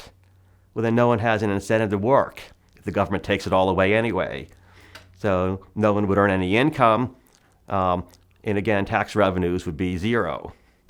So basically, some point between 0 and 100%, there's a tax rate that maximizes government revenue. All these big terms like Reaganomics are terms other people give to rather simple ideas of Ronald Reagan. And again, the simple ideas that every common man understood, that Reagan did such a great job of communicating and resonating with the common man. was just a simple thing about taxes and a simple thing about having more money and an economic approach that tried to put, at least in theory, money back in the pockets of the regular guy. There are a lot of mainline economists who believe that if you cut taxes, particularly if you cut them dramatically, while increasing spending, whether it was on social programs, which was what the Democrats favored, or on the defense, which was the Ronald Reagan view, that you would have these significant deficits. Nonetheless, Ronald Reagan pushes forward this much more hard-edged conservative view about fiscal policy. We can change America. We can change America forever. So let's get started. Let's change the tax code to make it fairer and change tax rates so they're lower. The proposal I'm putting forth tonight for America's future will free us from the grip of special interests and create a binding commitment to the only special interest that counts. You, the people who pay America's bills. What Reagan claimed was that cutting taxes was not only beneficial for that reason, but also for giving people a greater incentive to work and be productive. And that was sort of the new twist of Reaganomics as opposed to sort of traditional Keynesian economics. The basic coalition, the basic support for the New Deal that had existed since Franklin Delano Roosevelt's presidency in the 1930s was now clearly not only under challenge, but increasingly seen as defeated. Instead, the arguments that are getting the most play, even among moderate Democrats, is the idea that it's time to weaken regulation, roll back some government programs, and allow the private sector to provide the innovative spirit that will create jobs and give people the livelihood and the sense of dignity that will make America great. People like David Stockman, these whiz kids, brilliant. Reagan in the vanguard of the Reagan Revolution, wanting to implement the revolution and finding, it's tough to do.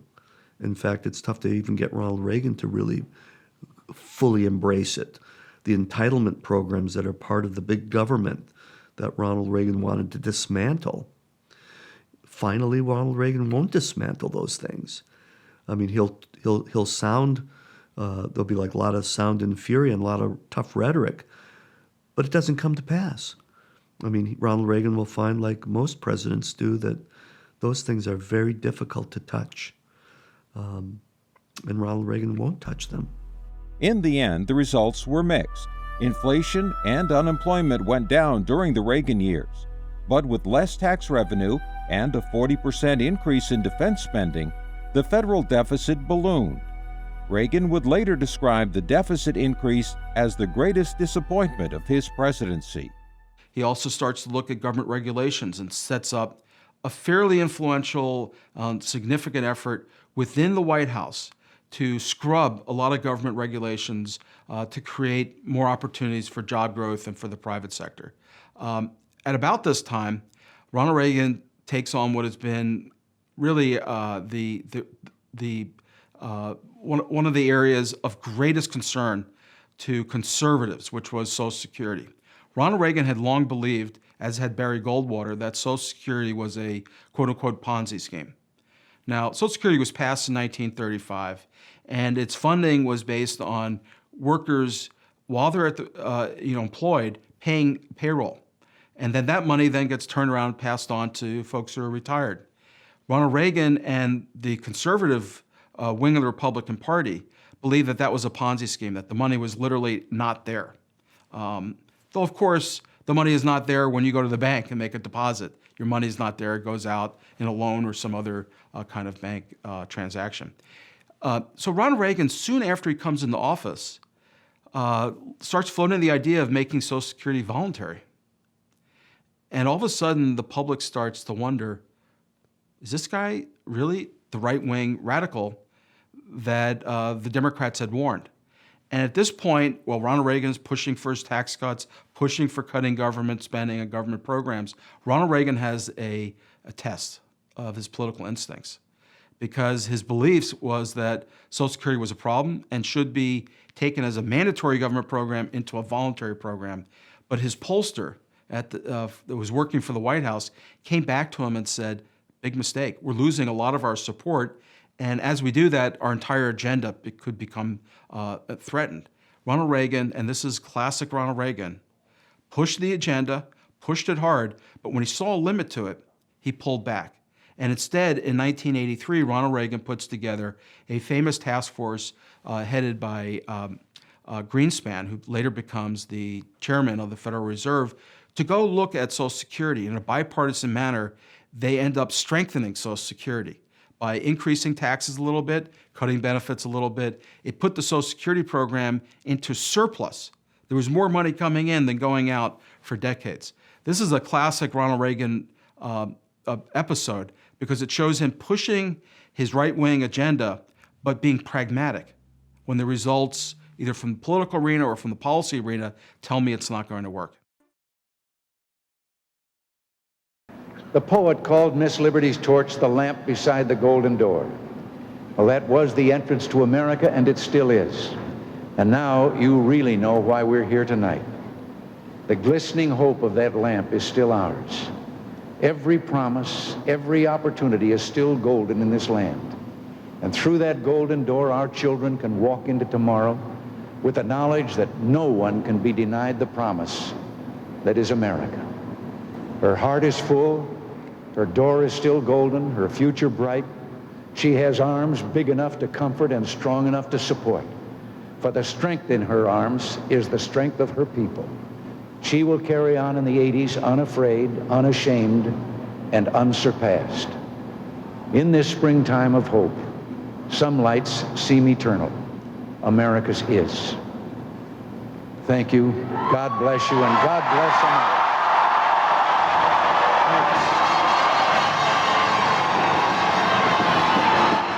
In 1984, he wins a resounding victory over the Democratic nominee Walter Mondale, who had taken on Ronald Reagan as someone who was too extreme for America. Ronald Reagan heads into a second term as someone who's really redirected the conversation and the trajectory of policy in America. When people try to assess the character and course of a presidential administration, you know, they look at the people the president surrounds themselves with. And of course, the standard kind of cliche about Ronald Reagan is that, you know, he was just sort of the front man, the pitch man, that he, you know, was, you know, worked from 9 to 5 and kind of left everything to his advisors, who were so smart, and he wasn't. I mean, that's the sort of general cliche. But amongst all the advisors, to reinforce this view, is they'd say that his wife, Nancy, was very much a power figure behind Ronald Reagan, that among the many people that Ronald Reagan would listen to, the most important was Nancy, and that Nancy was the spine behind the administration. And usually the next sentence would be something about Nancy's receptivity to astrologers or mediums of that sort. But it's all part of the standard kind of cliched portrayal, which is a caricature, I think historians would argue today, a caricature of how able Ronald Reagan really was and how people underestimated his intelligence, his knowledge, his awareness.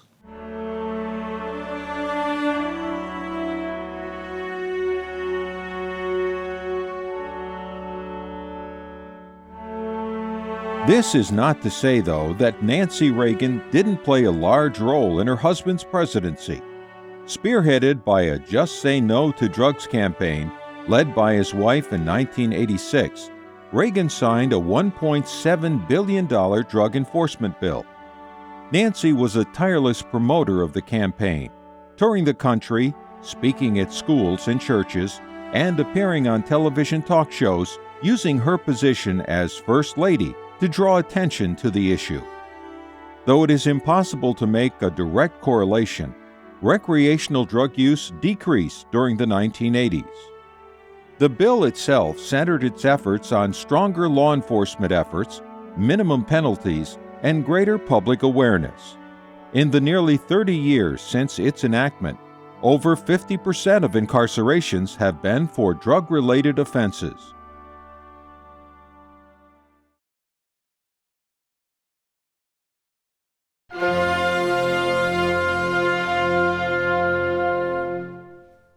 In April of 1986, 1 year into Reagan's second term, when a bomb exploded in a Berlin discotheque, injuring 63 American military personnel, President Reagan, citing irrefutable proof that Libyan leader Muammar Gaddafi was involved, launched a series of airstrikes against ground targets in Libya.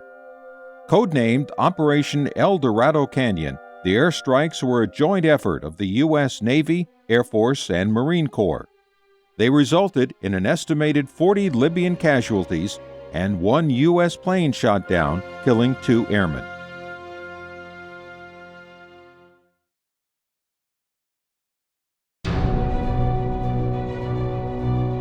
Two months prior to the Libyan airstrikes, America experienced one of the low points of its space program when, on January 28, 1986, the Space Shuttle Challenger exploded 73 seconds after takeoff, killing all 7 crew members. As a result, the shuttle program was put on hold for nearly 3 years, finally resuming again in the fall of 1988.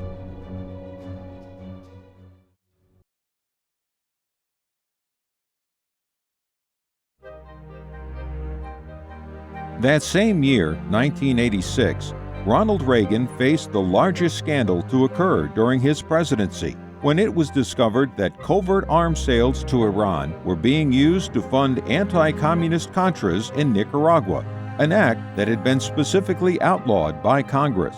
Ronald Reagan is now finding the economy booming. His foreign policy seems to be vindicated, and he's doing quite well. Until Iran-Contra. This was one of these bizarre episodes. It starts with Nicaragua. In Nicaragua, there had been, as there had been for years in other Central American and South American countries, a dictatorship, a small dictatorship of one family backed by the military. And there had been an uprising, a popular uprising, led by a group called the Sandinistas. And the Sandinistas eventually defeat the military dictatorship, and there's an election after their win. The Sandinistas, that is the revolutionaries, win that election. They come into power, but there's increasing concern, particularly in the Republican side, that the Sandinista elected government was a threat.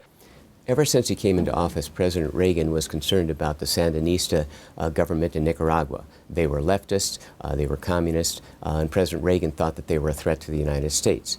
So he authorized his national security staff to aid the Contras who were trying to overthrow the Sandinista government. And so the United States had been sending them arms and aiding them in their rebellious fight against the Sandinista government. But Congress, on the other hand, which was controlled by Democrats, thought that this was not a wise idea. So there was a major pulling and hauling over that policy between the President and Congress, with President Reagan saying it's necessary to aid the Contras, and members of Congress saying, no, that's not a wise idea. Finally, this culminated in a law called the Boland Amendment, which forbade the United States to aid the Contras in any way by giving them arms, by giving them money, or giving them training. It was very clear what the policy was. The Reagan administration objected to it, but Congress passed the law and President Reagan signed it. But there's some junior officers in the White House, officials, who take it upon themselves to essentially run an off-the-book operation. And they do something that is just, it's mind-boggling looking back on it. They go to the Middle East and they take arms, U.S. arms that we have there. They trade it with America's arch enemy in the Middle East, Iran. And Iran paid for them, which is, of course, the property of the United States. The money should have gone into the Treasury. And that money is going to be sent all the way across the ocean to the Nicaraguan Contras to support them. Now, this eventually comes to light, as often these things do. It becomes an enormous controversy. Oliver North, a United States Marine Corps Lieutenant Colonel, serving as Deputy Director of Political Military Affairs for the National Security Council, directed the diversion of funds from the sale of arms to Iran to the Contras in Nicaragua. During his tenure at the NSC, North led the hunt for those responsible for the 1983 Beirut barracks bombing that killed 299 American and French military personnel. He also helped plan the U.S. invasion of Grenada and the 1986 bombing of Libya. You gentlemen may not agree that we should have been pursuing covert operations at the NSC, but we were. We had an operational account, and we used the money for legitimate purposes within that covert operation. Does that answer your question, sir? Yes. Thank you. I have a couple of more on that subject. When was the ledger destroyed? My recollection is that the ledger, and I'm anticipating your question. I have tried as best I can to reconstruct not only that, but when a lot of the more intensified destruction began. My sense is that it was probably destroyed along about the 4th or the 5th of November. And I say probably because the initial discussions I had with Director Casey about this operation coming unraveled began right after the Hassanfush shoot-down, which was early October. I think it was the 4th or the 5th of October. And then the discussions that he had shortly thereafter with Mr. Furmark, who told him that, oh, by the way, a lot of people happen to know that Ollie North has been using money from the Iranian arms transactions to support the Contras, or words to that effect. I then went on in a very intensive period of travel, and I must tell you that we intensified our efforts considerably. Knowing that this operation was coming apart, we made an extraordinary effort to get the second channel going, to open it up, and to get as many Americans out as we possibly could before it all came down. I believe that it was right after I returned from one of my early November trips. I had a meeting with Director Casey. Director Casey said, look, this revelation that's either occurring or about to occur is the end. At that point in time, he also told me, you ought to go out and get a lawyer. Now, from one of the guys who's one of the best lawyers in the world by my book, he used to remind me a lot not to say bad things about lawyers. I've been reminded about that since. Director Casey told me to get a lawyer because there was probably going to be a civil suit against me by associates of Mr. Furmark to recover their money. And so, in that whole process, somewhere between what I would judge to be the 13th of October and the 4th of November, he told me specifically, get rid of things, get rid of that book, because that book has in it the names of everybody, the addresses of everybody. Just get rid of it and clean things up. And I did so.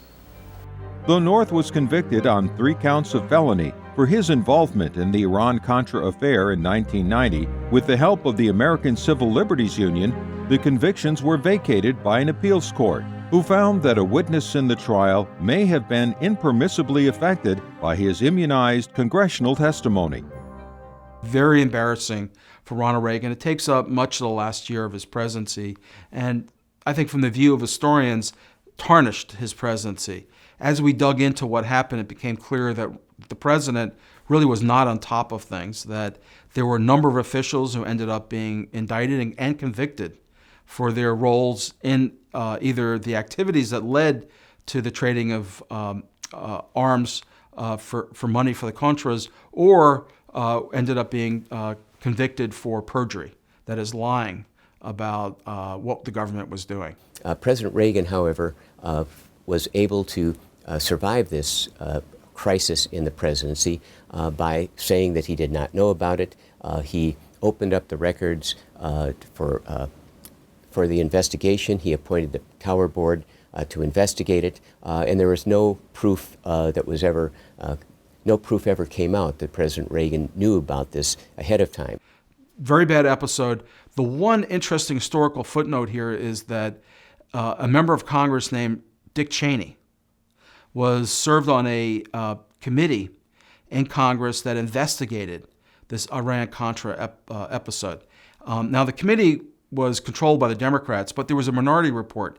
In that minority report, which Congressman Dick Cheney was an influential voice, you begin to see a very clear statement about the importance of unilateral presidential authority and power in the area of foreign affairs and policy. Now, I mention that because when George W. Bush is elected to president some a decade and a half later, you see George W. Bush and his vice president, the same Dick Cheney, implementing this unitary presidency view, the view that in the area of foreign affairs and national security, the president can act alone. And so we see the president, whether it was domestic spying or the conduct of interrogation of detainees, going it alone. That reflects this view that a Congressman Cheney formed as a result of Iran-Contra, and what Congressman Cheney saw as overreaching by Congress, who should not have tied the hands of the president in his conduct of national security and foreign policy with regard to Nicaragua. My fellow Americans, I've said on several occasions that I wouldn't comment about the recent congressional hearings on the Iran-Contra matter until the hearings were over. Well, that time has come, so tonight I want to talk about some of the lessons we've learned. But rest assured, that's not my sole subject this evening. I also want to talk about the future and getting on with things because the people's business is waiting. These past 9 months have been confusing and painful ones for the country. I know you have doubts in your own minds about what happened in this whole episode. What I hope is, not in doubt, however, is my commitment to the investigations themselves. So far, we've had 4 investigations by the Justice Department, the Tower Board, the Independent Counsel, and the Congress. I requested 3 of those investigations, and I endorsed and cooperated fully with the 4th, the congressional hearings, supplying over 250,000 pages of White House documents, including parts of my own private diaries. Once I realized I hadn't been fully informed, I sought to find the answers. Some of the answers I don't like. As the Tower Board reported, and as I said last March, our original initiative rapidly got all tangled up in the sale of arms, and the sale of arms got tangled up with hostages. Secretary Shultz and Secretary Weinberger both predicted that the American people would immediately assume this whole plan was an arms for hostages deal and nothing more. Well, unfortunately, their predictions were right.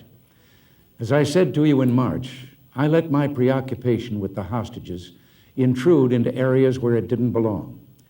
The image, the reality of Americans in chains, deprived of their freedom and families so far from home, burdened my thoughts, and this was a mistake. My fellow Americans, I've thought long and often about how to explain to you what I intended to accomplish, but I respect you too much to make excuses. The fact of the matter is that there's nothing I can say that will make the situation right. I was stubborn in my pursuit of a policy that went astray. The other major issue of the hearings, of course, was the diversion of funds to the Nicaraguan Contras.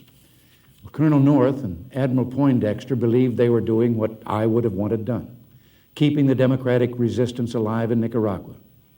I believed then, and I believe now, in preventing the Soviets from establishing a beachhead in Central America. Since I have been so closely associated with the cause of the Contras, the big question during the hearings was whether I knew of the diversion.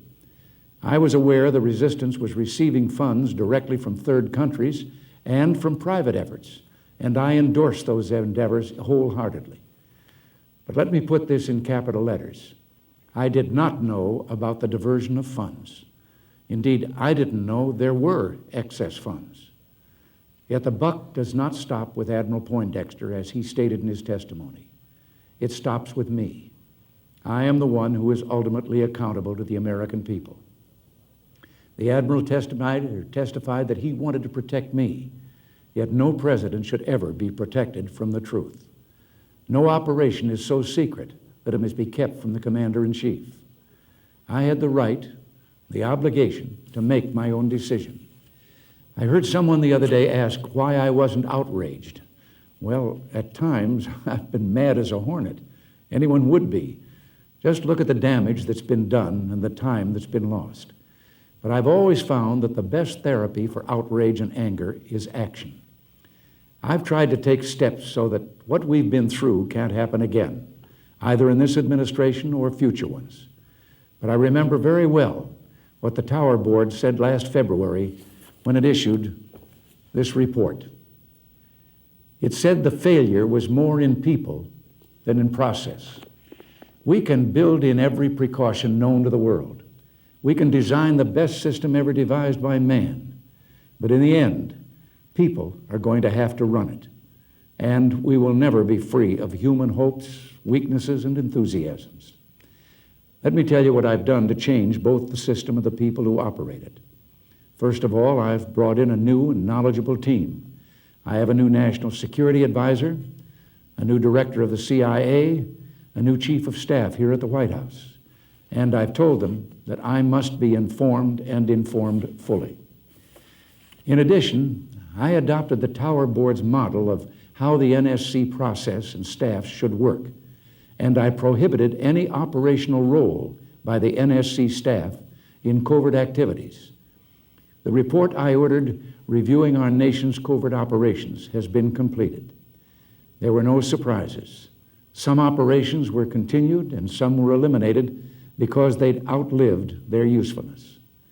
I am also adopting new, tighter procedures on consulting with and notifying the Congress on future covert action findings. We will still pursue covert operations when appropriate, but each operation must be legal and it must meet a specific policy objective. The problem goes deeper, however, than policies and personnel.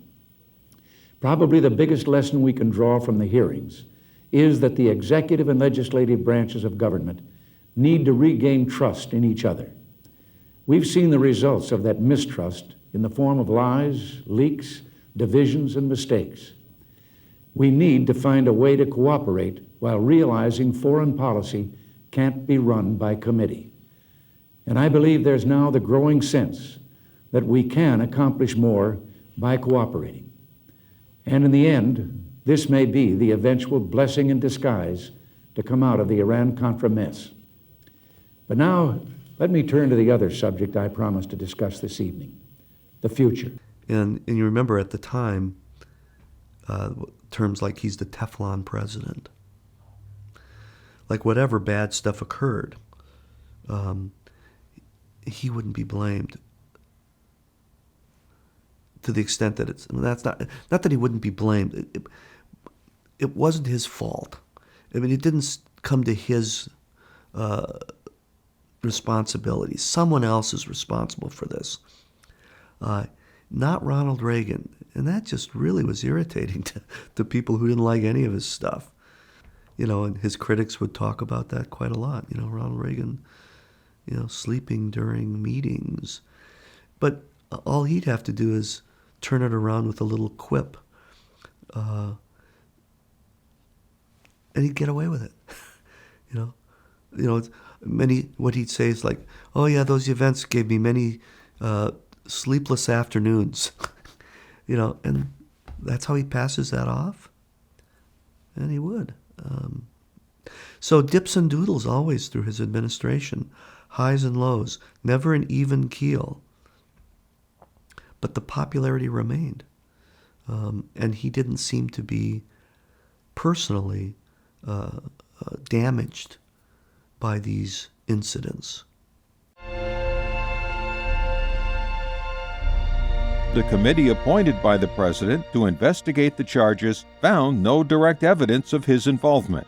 The event would cast an unfriendly light on Reagan's hands-off leadership style that over time would become one of the central criticisms of his presidency.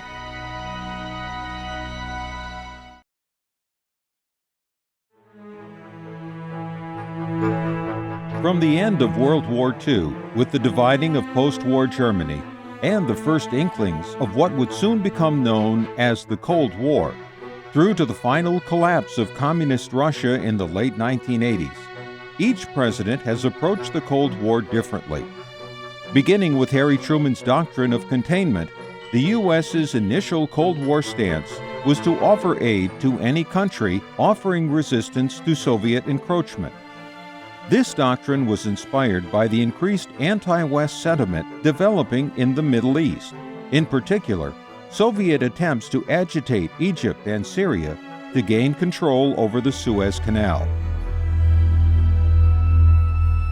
President Eisenhower continued this doctrine of containment, stating that any country being threatened by communist aggression could request military and financial aid from the U.S.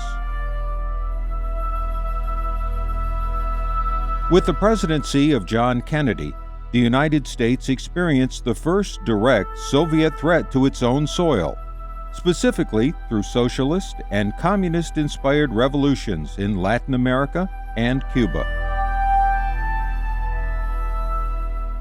Soviet advances within Cuba would bring about the first direct confrontation between the Soviets and Americans, most notably with the Bay of Pigs fiasco and the Cuban Missile Crisis. This was also a time of ascendancy for what would become known as the domino theory, a theory that held that if one state fell to communism, then the others in the region would soon follow suit.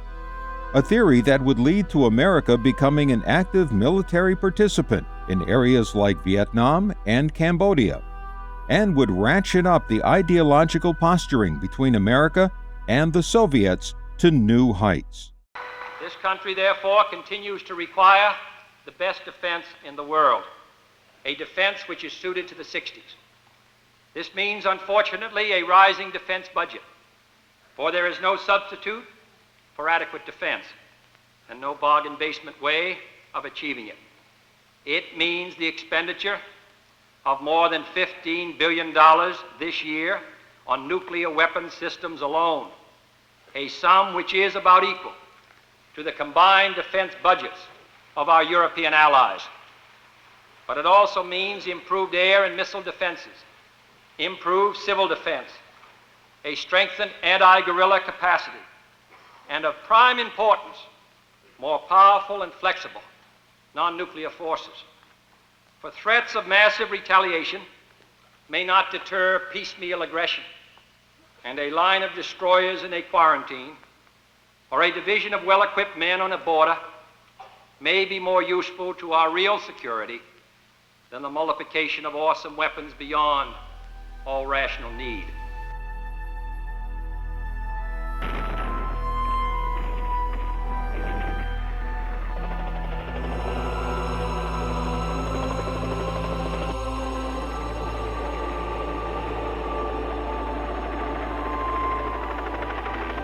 With the hopes of putting a quick end to America's involvement in Vietnam through overwhelming force, President Johnson increased American participation in the war, only to see death tolls and the scale of devastation rise sharply, with no end to the fighting in sight. President Johnson also took a hard line against Soviet incursions into Latin America, declaring that the establishment of communist dictatorships in the Western Hemisphere would no longer be a local matter, but one the U.S. would take a direct and immediate interest in. Turning away from direct military engagement, President Nixon pursued a policy of détente, stating that the United States would no longer take primary responsibility for another country's defenses, and would attempt to combat the communist incursions by strengthening America's partnerships with its allies. Nixon also attempted to affect the balance of the Cold War, most famously with his 1972 trip to the People's Republic of China. By continuing Nixon's policy of détente, President Ford presided over a relatively quiet period in Soviet-American relations. But with the Soviet invasion of Afghanistan and its direct threat to America's oil supply in the Persian Gulf, his successor, Jimmy Carter, was forced to take a stronger stand, declaring that the United States would not hesitate to use force, if necessary, to defend America's interests in the region.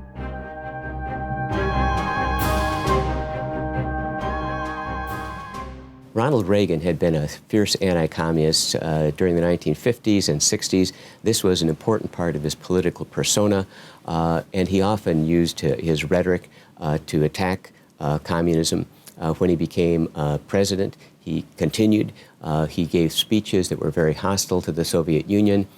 Democrats were critical of him, thinking that his pronouncements about the Soviet Union were provocative and unnecessarily antagonistic, but President Reagan kept that up.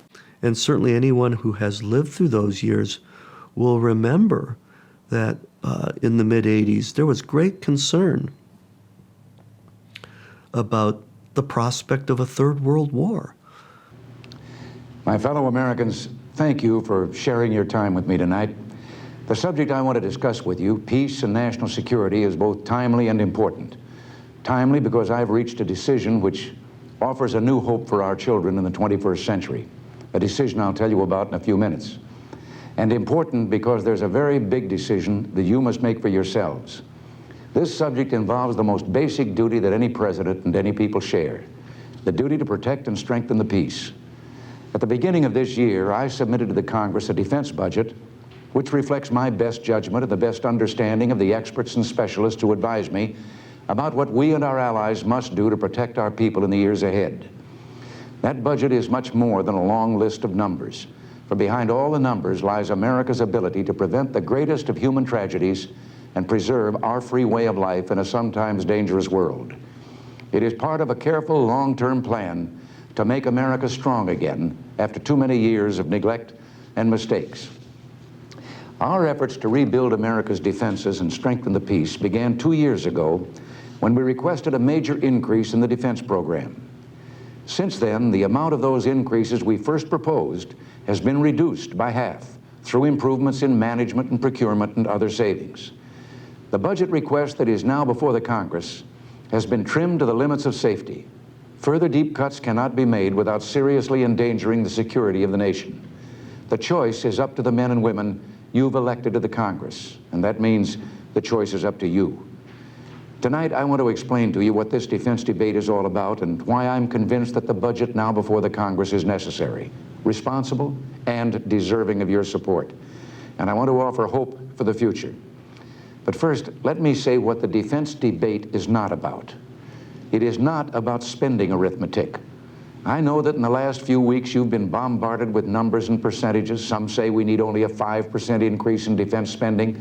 The so-called alternate budget backed by liberals in the House of Representatives would lower the figure to 2 to 3%, cutting our defense spending by $163 billion over the next 5 years. The trouble with all these numbers is that they tell us little about the kind of defense program America needs or the benefits in security and freedom that our defense effort buys for us. What seems to have been lost in all this debate is the simple truth of how a defense budget is arrived at. It isn't done by deciding to spend a certain number of dollars. Those loud voices that are occasionally heard charging that the government is trying to solve a security problem by throwing money at it are nothing more than noise based on ignorance. We start by considering what must be done to maintain peace and review all the possible threats against our security. Then, a strategy for strengthening peace and defending against those threats must be agreed upon. And finally, our defense establishment must be evaluated to see what is necessary to protect against any or all of the potential threats. The cost of achieving these ends is totaled up, and the result is the budget for national defense. There is no logical way that you can say, let's spend X billion dollars less. You can only say, which part of our defense measures do we believe we can do without and still have security against all contingencies? Anyone in the Congress who advocates a percentage or a specific dollar cut in defense spending should be made to say what part of our defenses he would eliminate. And he should be candid enough to acknowledge that his cuts mean cutting our commitments to allies or inviting greater risk or both. The defense policy of the United States is based on a simple premise. The United States does not start fights. We will never be an aggressor.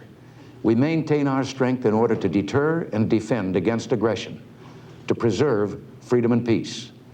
Since the dawn of the atomic age, we've sought to reduce the risk of war by maintaining a strong deterrent and by seeking genuine arms control.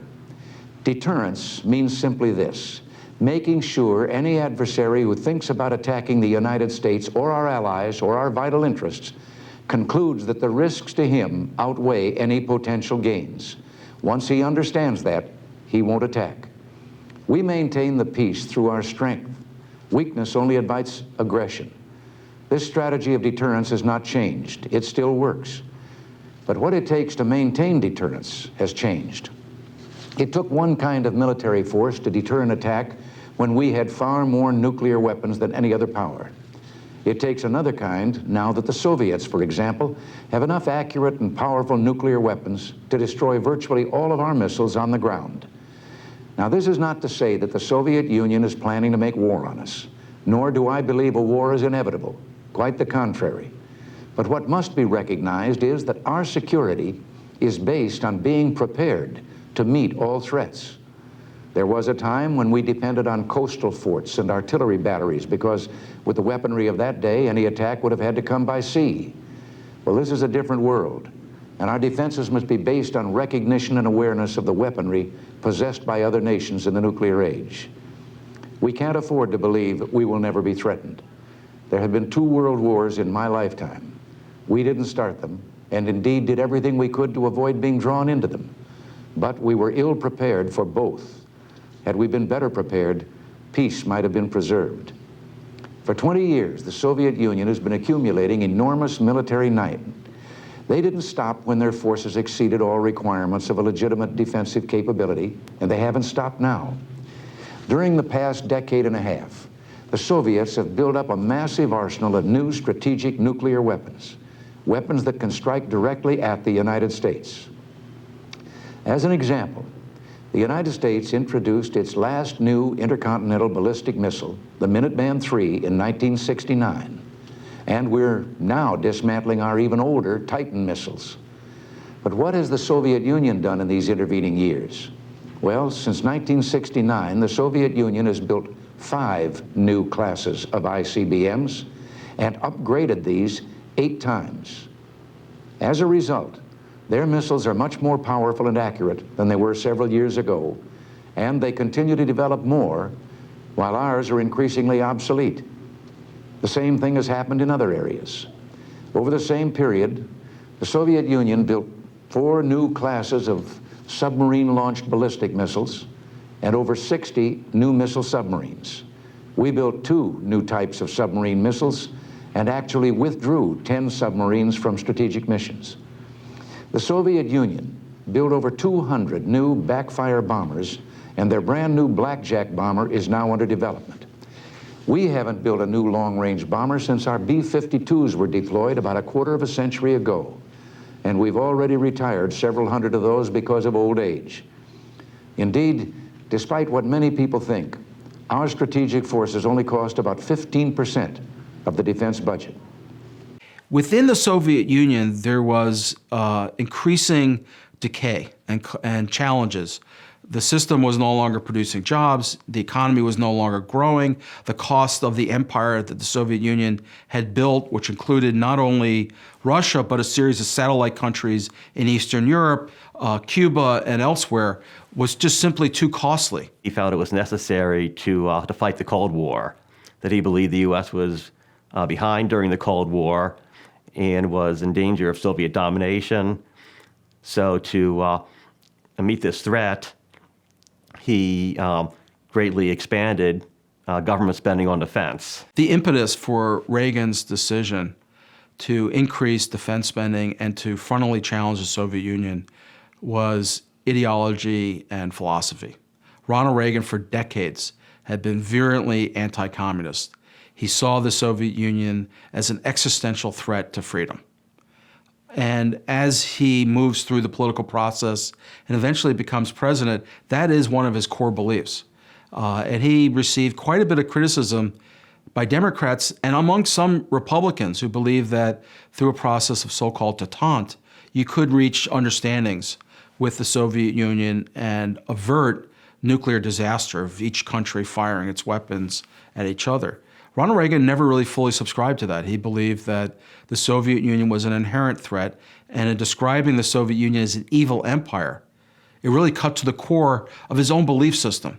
Now, there were all sorts of analysis going on among those who supported Ronald Reagan, who said, yeah, this is a good idea because by increasing our defense spending, we're going to push the Soviet Union at this critical juncture beyond what it can afford as its own domestic economy is stalling and there's restiveness within the country. There are other perspectives, though, within those who've analyzed the Soviet Union, arguing that Ronald Reagan's virulent anti-Soviet attitude may have delayed what could have been an opening.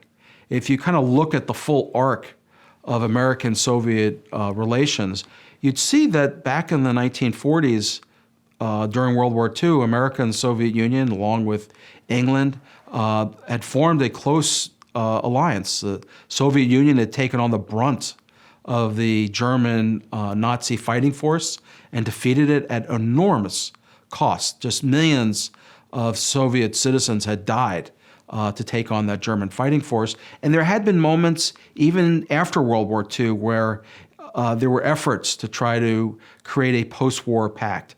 But that breaks down partly because of misunderstandings, partly because of internal politics, both within the Soviet Union and within America, and we end up at this loggerheads. The question that's been raised by some historians is whether we could have had a reconciliation with the Soviet Union sooner than it occurred. So Ronald Reagan's full court press militarily on the Soviet economy is going to put pressure on the Soviet government in ways that they weren't really prepared to, but had to. And that's going to give rise to Ronald Reagan's surprising ally in Mikhail Gorbachev. Gorbachev, in a series of just magnificent and historic meetings with Ronald Reagan, begins to carve out a new period in which the United States and Soviet Union would not have the world at the edge of nuclear disaster. Both countries would scale back their nuclear weaponry and enter into a new period where there would be some basic level of agreement and to walk back from the brink of this nuclear standoff. It comes from just unrelenting pressure on the part of President Ronald Reagan, where Gorbachev is going to have to institute things like perestroika, a restructuring of the Soviet economy, glasnost, which basically just means openness, but they have to adopt a different way of doing things in the Soviet government where public opinion will matter. You know, and this is all stuff, of course, Ronald Reagan absolutely loves, and it's the antidote to communism. And for many, it was seen as Ronald Reagan's victory. Ronald Reagan, back in the first term, had challenged the Soviet Union as an evil empire that was a threat to freedom, not only in the Soviet Union, but around the world. And when the Soviet Union starts to collapse, Gorbachev comes forward. Ronald Reagan's strong anti-communism and his challenge of the so-called evil empire is seen as vindicated. We welcome change and openness, for we believe that freedom and security go together, that the advance of human liberty can only strengthen the cause of world peace. There is one sign the Soviets can make that would be unmistakable, that would advance dramatically the cause of freedom and peace. General Secretary Gorbachev, if you seek peace, if you seek prosperity for the Soviet Union and Eastern Europe, if you seek liberalization, come here to this gate.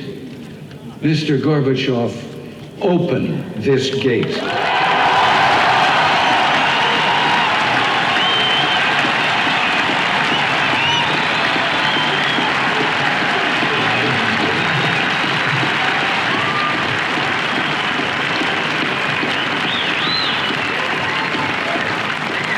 I understand the fear of war and the pain of division that afflict this continent, and I pledge to you my country's efforts to help overcome these burdens.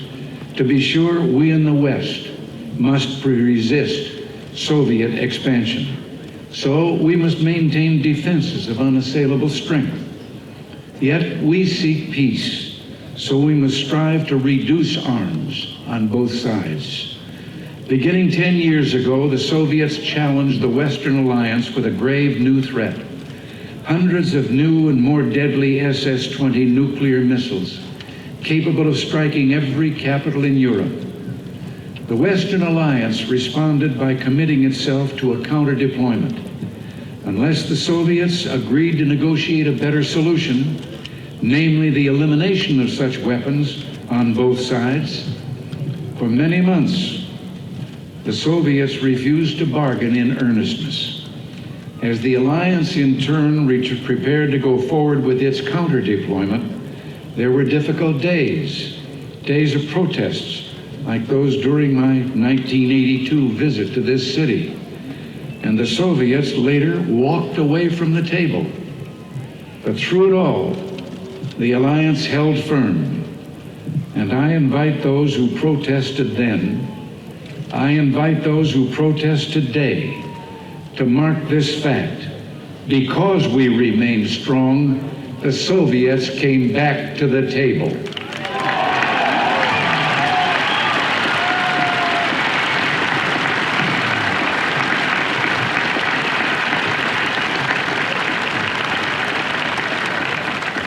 Because we remain strong today, we have within reach the possibility not merely of limiting the growth of arms, but of eliminating for the first time an entire class of nuclear weapons from the face of the earth. As I speak, NATO ministers are meeting in Iceland to review the progress of our proposals for eliminating these weapons. At the talks in Geneva, we have also proposed deep cuts in strategic offensive weapons. And the Western allies have likewise made far-reaching proposals to reduce the danger of conventional war and to place a total ban on chemical weapons. While we pursue these arms reductions, I pledge to you that we will maintain the capacity to deter Soviet aggression at any level at which it might occur.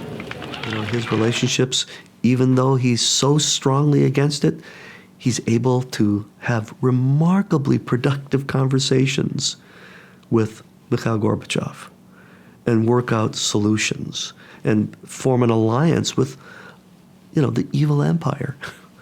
This is a trait of Ronald Reagan. On the one hand, you see this seeming just strict, unyielding ideologue.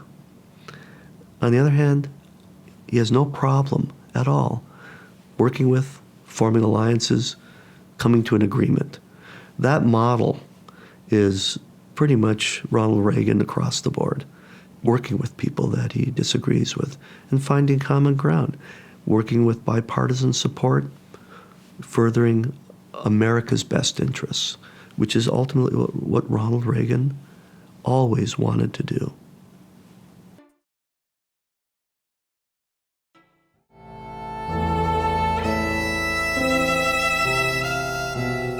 From the sublime dignity of Abraham Lincoln's Gettysburg Address through to John Kennedy's iconic inaugural words, "Ask not what your country can do for you," the power and the potency of what Theodore Roosevelt famously called the bully pulpit to transform and inspire the American people is beyond measure. In this regard, Ronald Reagan's supreme ability to connect with and inspire through his speeches places him near the top of the presidential pantheon. From his first political inklings, making stump speeches at GE factories in support of his television work, through to his impassioned, emotionally charged political addresses, full of folksy humor and flag-waving patriotic rhetoric, Ronald Reagan's abilities can only be truly understood and appreciated through a viewing of his speeches themselves. With this abbreviated selection, we hope to offer the viewer a small taste of what was inarguably one of Ronald Reagan's greatest strengths as president, and, in no small way, accounted for much of his success as a politician and world leader.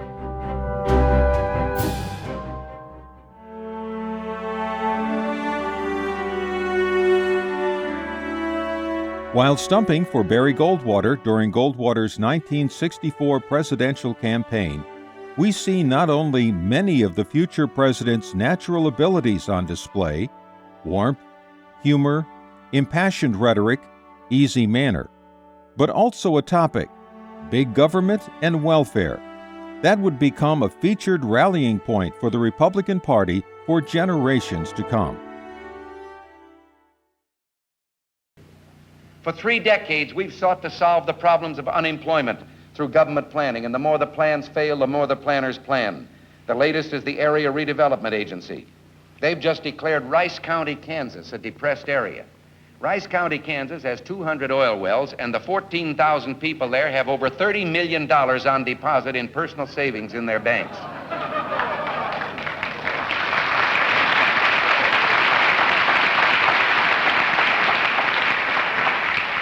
When the government tells you you're depressed, lie down and be depressed.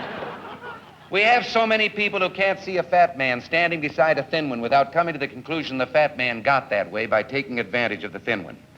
So they're going to solve all the problems of human misery through government and government planning.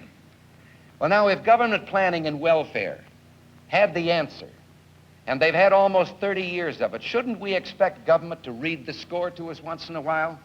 Shouldn't they be telling us about the decline each year in the number of people needing help, the reduction in the need for public housing? But the reverse is true. Each year the need grows greater, the program grows greater. We were told 4 years ago that 17 million people went to bed hungry each night. Well, that was probably true. They were all on a diet. But now we're told that 9.3 million families in this country are poverty-stricken on the basis of earning less than $3,000 a year. Welfare spending 10 times greater than it was in the dark depths of the Depression. We're spending $45 billion on welfare. Now do a little arithmetic and you'll find that if we divided the $45 billion up equally among those 9 million poor families, we'd be able to give each family $4,600 a year. And this, added to their present income, should eliminate poverty.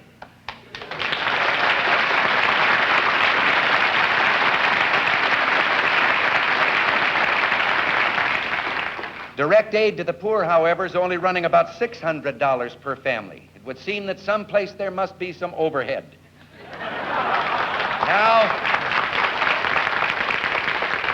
Now we declare war on poverty, or you too can be a Bobby Baker.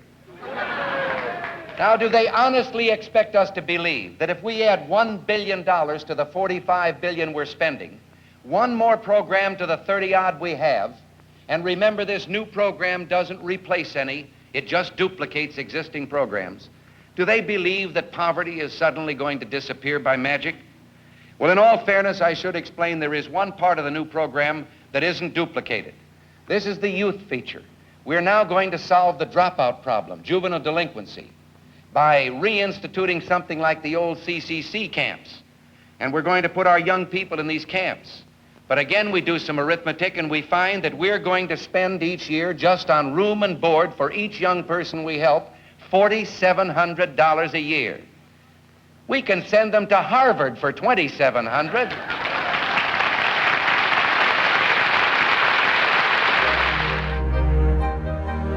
Announcing his candidacy for president, we see the beginnings of what would become a central theme in Reagan's political campaigns, and explain much of what accounted for his widespread appeal. In Ronald Reagan, the country found a voice, long silenced, one that believed without apology or qualification in what America was and would always be. Quite simply, in Reagan, the country found someone proud to be an American again. Reagan's ability to voice and become the literal embodiment of this ideal served as a welcome balm to a country worn thin from 2 decades of upheaval and rebellion. At a time when Americans needed someone to tell them that everything would be all right, that America's not such a bad place, that, in fact, it's a great place, maybe the greatest on earth, in Ronald Reagan, America found their man. Ladies and gentlemen, Ronald Reagan. Good evening. I'm here tonight to announce my intention to seek the Republican nomination for President of the United States. I'm sure that each of us has seen our country from a number of viewpoints, depending on where we've lived and what we've done. For me, it's been as a boy growing up in several small towns in Illinois, as a young man in Iowa trying to get a start in the years of the Great Depression, and later in California for most of my adult life. I've seen America from the stadium press box as a sportscaster, as an actor, officer of my labor union, soldier, office holder, and as both Democrat and Republican. I've lived in an America where those who often had too little to eat outnumbered those who had enough. There have been 4 wars in my lifetime, and I've seen our country face financial ruin in the Depression. I've also seen the great strength of this nation as it pulled itself up from that ruin to become the dominant force in the world. To me, our country is a living, breathing presence, unimpressed by what others say is impossible, proud of its own success, generous, yes, and naive, sometimes wrong, never mean, and always impatient to provide a better life for its people in a framework of a basic fairness and freedom. You know, someone once said that the difference between an American and any other kind of person is that an American lives in anticipation of the future because he knows it'll be a great place. Other people fear the future as just a repetition of past failures. Well, there's a lot of truth in that. If there's one thing we're sure of, it is that history need not be relived, that nothing is impossible, and that man is capable of improving his circumstances beyond what we're told is fact. Now, there are those in our land today, however, who would have us believe that the United States, like other great civilizations of the past, has reached the zenith of its power, that we're weak and fearful, reduced to bickering with each other, and no longer possessed of the will to cope with our problems. Much of this talk has come from leaders who claim that our problems are too difficult to handle. We're supposed to meekly accept their failures as the most which can humanly be done. They tell us we must learn to live with less and teach our children that their lives will be less full and prosperous than ours have been, that the America of the coming years will be a place where, because of our past excesses, it will be impossible to dream and make those dreams come true. I don't believe that, and I don't believe you do either. That's why I'm seeking the presidency.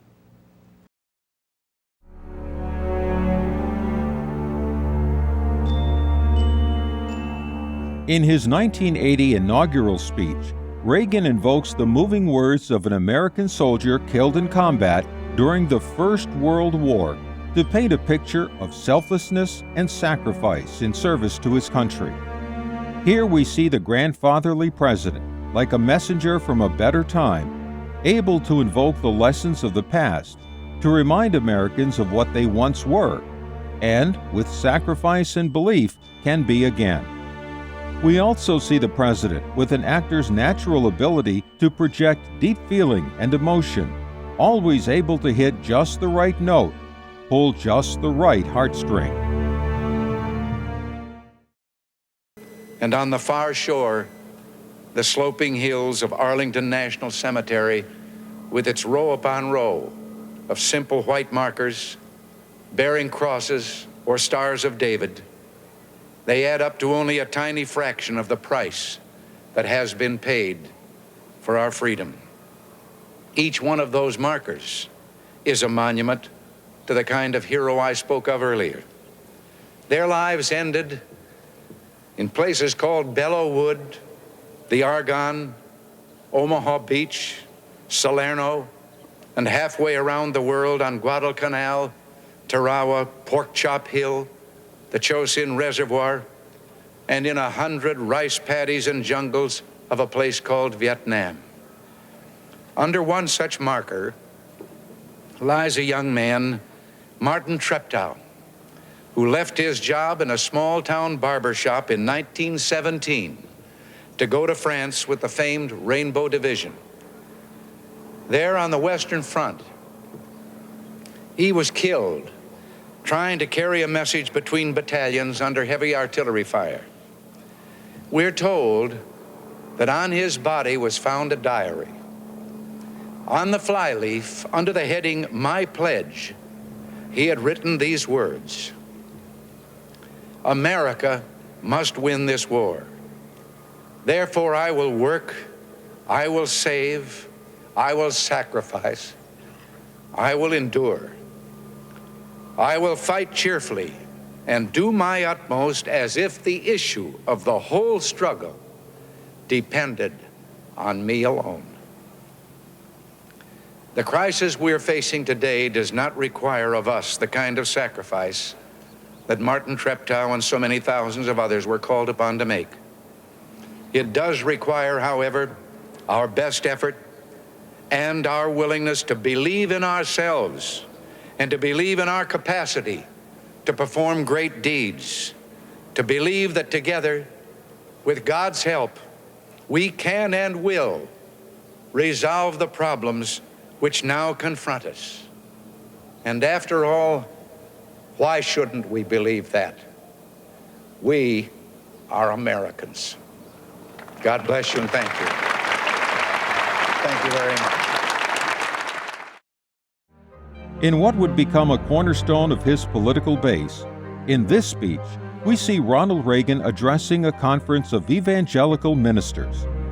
It is interesting to note the contrast between Reagan's easy camaraderie, acting almost as an insider, even telling a joke that effectively serves to set him apart from other politicians when it comes to religious piety, and JFK's address to the Houston Ministers Group nearly 30 years earlier, spent, because of his Catholicism, fending off concerns about his loyalty to his country.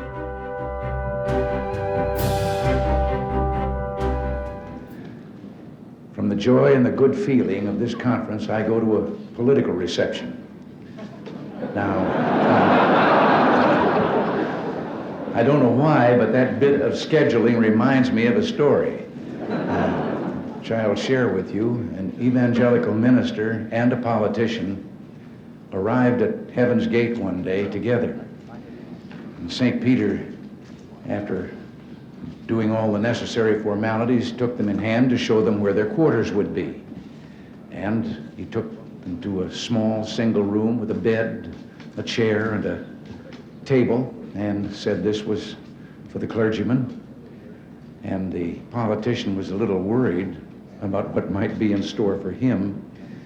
And he couldn't believe it then when St. Peter stopped in front of a beautiful mansion with lovely grounds, many servants, and told him that these would be his quarters.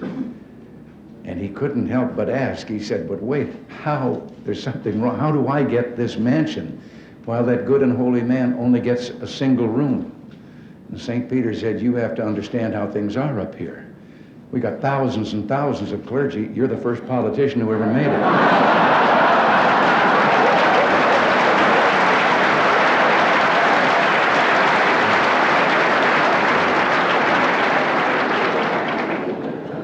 But I don't want to contribute to a stereotype.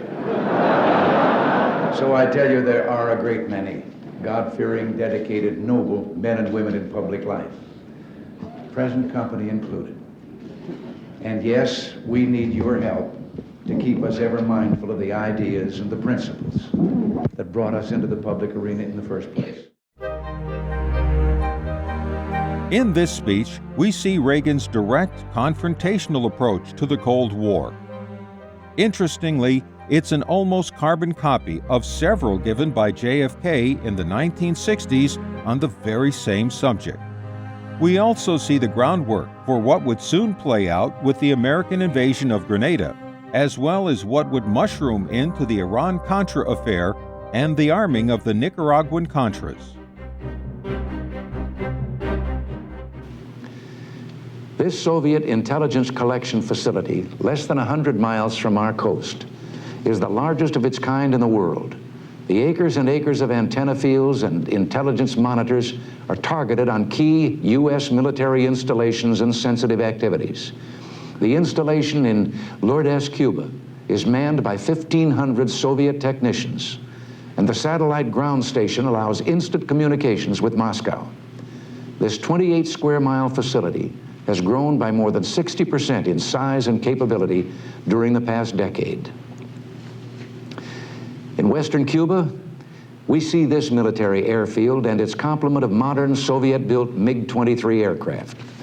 The Soviet Union uses this Cuban airfield for its own long-range reconnaissance missions, and earlier this month, 2 modern Soviet anti-submarine warfare aircraft began operating from it. During the past 2 years, the level of Soviet arms exports to Cuba can only be compared to the levels reached during the Cuban Missile Crisis 20 years ago. This third photo, which is the only one in this series that has been previously made public, shows Soviet military hardware that has made its way to Central America. This airfield, with its Mi-8 helicopters, anti-aircraft guns, and protected fighter sites, is one of a number of military facilities in Nicaragua which has received Soviet equipment funneled through Cuba and reflects the massive military buildup going on in that country. On the small island of Grenada, at the southern end of the Caribbean chain, the Cubans, with Soviet financing and backing, are in the process of building an airfield with a 10,000-foot runway.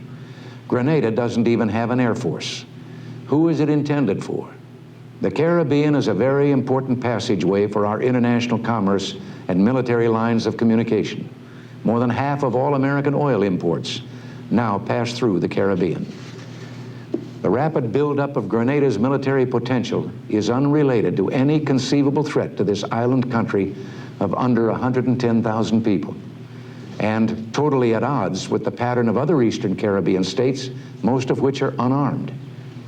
The Soviet-Cuban militarization of Grenada, in short, can only be seen as power projection into the region, and it is in this important economic and strategic area that we're trying to help the governments of El Salvador, Costa Rica, Honduras, and others in their struggles for democracy against guerrillas supported through Cuba and Nicaragua.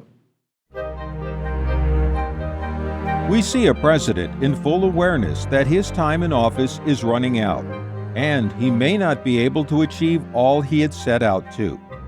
Though he concedes the errors in the handling of the Iran-Contra affair, his sense of urgency and commitment to what he sees as the bigger picture and higher principle of fighting against Soviet incursion into Central America becomes manifest in his chiding of Congress for distracting America from the real business at hand.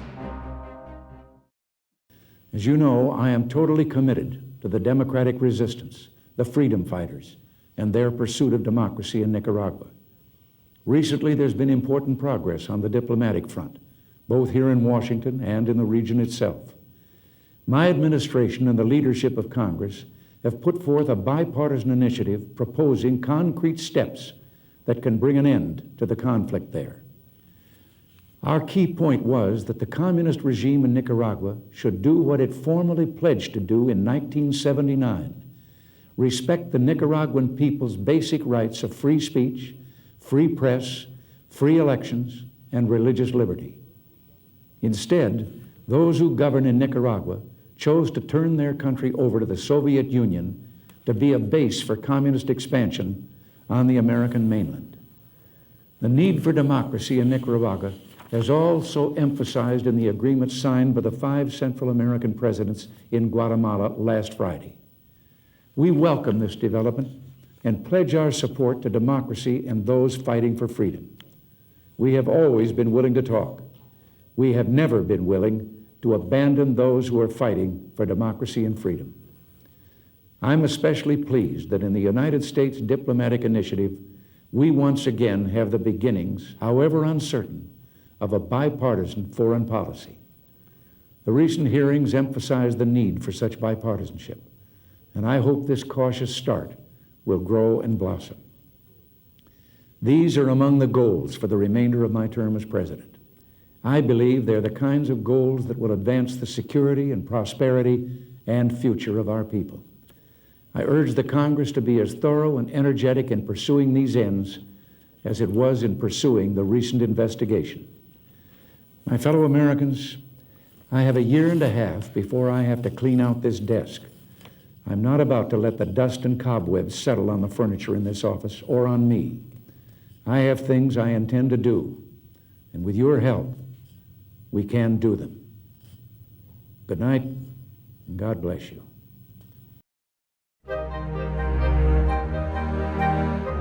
In front of the Brandenburg Gate in Berlin, we see the president invoke the power of symbol and metaphor. Reagan was a master at harnessing the power and charge of a single word or concept, sprinkling them like fairy dust throughout his speeches: God, America, freedom, truth. This is Reagan at the height of his rhetorical powers. Years ago, before the East Germans began rebuilding their churches, they erected a secular structure, the television tower at Alexanderplatz. Virtually ever since, the authorities have been working to correct what they view as the tower's one major flaw: treating the glass sphere at the top with paints and chemicals of every kind. Yet even today, when the sun strikes that sphere that towers over all Berlin, the light makes the sign of the cross.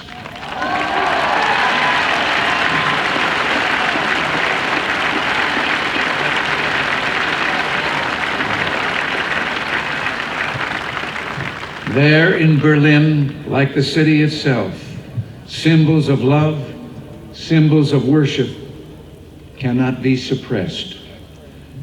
As I looked out a moment ago from the Reichstag, that embodiment of German unity, I noticed words crudely spray painted upon the wall, perhaps by a young Berliner.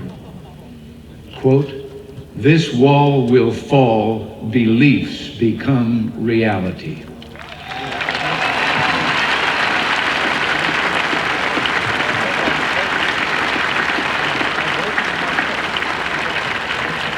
Yes, across Europe this wall will fall, for it cannot withstand faith, it cannot withstand truth. The wall cannot withstand freedom. And I would like, before I close, to say one word. I have read and I have been questioned since I've been here about certain demonstrations against my coming. And I would like to say just one thing, and to those who demonstrate so. I wonder if they have ever asked themselves that if they should have the kind of government they apparently seek, no one would ever be able to do what they're doing again.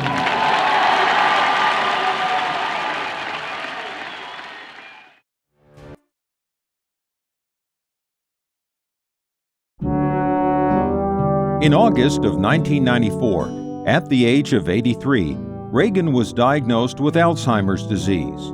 In November of that same year, with a handwritten letter, he informed the nation of his condition. 10 years later, he died of pneumonia brought on by the disease.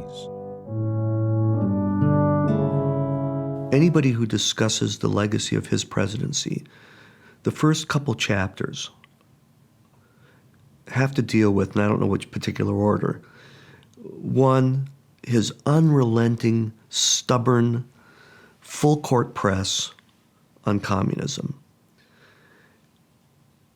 to the point of almost provoking a third world war, or at least it sounded like that. They were willing to go the full distance, whatever defense mechanisms we need, even like a shield over our hemisphere, we're going to pay the price. Like John Kennedy said, we're going to pay any price, assume any burden, and we're going to do it, and we can afford it. Well, whether we could or not is another issue given his tax policies. But nonetheless, that we're just going to put the pressure on them in a military kind of way, and we're going to spend, and we can outspend them. The fact that Ronald Reagan is going to, by his stubborn convictions, essentially beggar the Soviet economy, because they cannot afford to spend dollar for dollar what we're willing to do. Ronald Reagan was seen as a chief executive president. We've had some presidents like Jimmy Carter who would sit in their Oval Office and literally write legislation, even complicated legislation over energy. Ronald Reagan was the opposite. He was a delegator. And to some extent, there was a political benefit from that because when there was a controversy, he would push it off on one of his cabinet officials or underling and allow them to take the heat, and he would kind of chuckle and kind of berate them for making a bad decision. So I think to some extent that the delegation system that Ronald Reagan used helped him. And Iran-Contra, it did not help him because it was such a colossal mistake, as some of President Reagan's own cabinet advised him. The idea of selling weapons to Iran to support this ragtag group of dysfunctional folks hanging out in a jungle, some of whom may have been involved in drug running, was just a terrible judgment call. And the president was not engaged. He had more or less kind of walked away from it. Question was, did he know about it? And I think the historical answer to that is he should have known about it, and he probably had a sense something was going on, but did not ask the questions. The Iran-Contra investigation by Congress and even the minority report by the Republicans raises questions about whether the president should have had a greater control over this. The Dick Cheney minority report criticized President Reagan. Dick Cheney criticized President Reagan for not standing up to Congress and saying, we should have a principled battle over this. As president, as commander-in-chief, I have the power to conduct our foreign policy and national security, and on my authority, I'm going to be arming the Contras. And instead of the president's more laid-back, almost negligent process of allowing his aides to go forward in a kind of sneaky way. I mean, the Iran-Contra was a big deal at the time. I mean, there's no doubt about it. I mean, it was center stage. It seemed to be, exhibit A of a recklessness, an ideological recklessness on the part of the president. It even epitomized to his critics a Ronald Reagan who was uninvolved and underlings were doing everything in his name. The hearings of Oliver North were extraordinary television at the time. One of the puzzles of Ronald Reagan is that he transformed American politics by bringing together a conservative coalition of hawks, anti-Soviets, of tax cutters, and of the evangelical social conservative movement. But when he was in office, he was the pragmatist throughout. Probably the best case of this is on the budget and fiscal policy. President Reagan pushed through significant tax cuts. He made significant cuts in government programs and government spending, but it was not enough. And so we start to see at different points in his presidency deficits really taking off. Now, when Jimmy Carter left office, the government was almost in balance in terms of its budget. It's under Ronald Reagan that we start to see the budget deficits start to grow. And Ronald Reagan, and this is not widely appreciated, increased taxes 5 different times as a way to try to get those budgets under control, because he was increasing defense spending and cutting taxes. And there just wasn't enough money there to pay the bills. And so Ronald Reagan starts looking at ways to increase taxes, bring in more revenue to pay for those large increases in defense spending. Later conservatives would come to adopt a greater tolerance for deficits, and we would see deficits increase under George H.W. Bush, who was Ronald Reagan's vice president, and then under Bush's son, George W. Bush, who was willing to accept deficits as the cost of cutting taxes.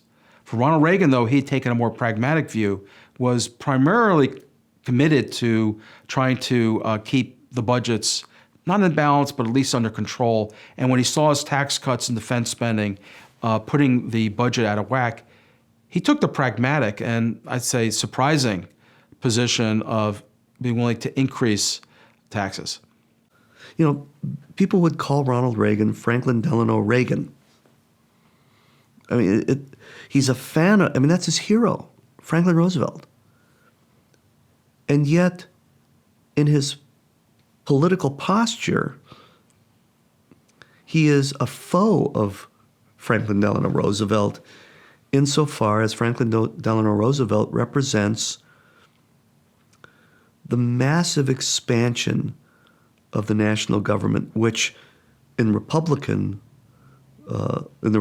lexicon means the disappearance of freedom and the things that make America free. You know, the market, individual choice, fairness. That the medicine of Franklin Roosevelt became itself the disease. So on the one hand, Ronald Reagan loves to be compared to Franklin Roosevelt. That's his hero. And at the same time, his own political elevation depends on his opposition to Roosevelt. And then in the final irony of it all, Ronald Reagan's legacy is really much like Roosevelt's. As important as Reagan was to our economic reformance, probably Paul Volcker was as important, or probably even more important than Reagan was. So when Paul Volcker became Federal Reserve Board chair, inflation was running at about 12%. And Paul Volcker instituted a policy of high interest rates. When interest rates go up, the cost of borrowing goes up, people borrow less, and therefore they're able to spend less. Consumers spend less, and also companies spend less on like capital equipment. As a result, the economy goes into a recession, and what that does is it tends to lower inflation. One of the greatest successes of the Reagan era was the drop in the inflation rate from 12% to 4% in a matter of 8 years. That's pretty much unprecedented. But it really wasn't due to anything that Reagan did. That was really the responsibility of Paul Volcker and his monetary policy. At the time, Paul Volcker was very unpopular because he was blamed for this recession that left more than 1 out of 10 Americans out of work. But people now recognize that Volcker did a really good job as Federal Reserve Board chairman. And since he's left office, the rate of inflation has remained fairly stable between about 0 and 4%.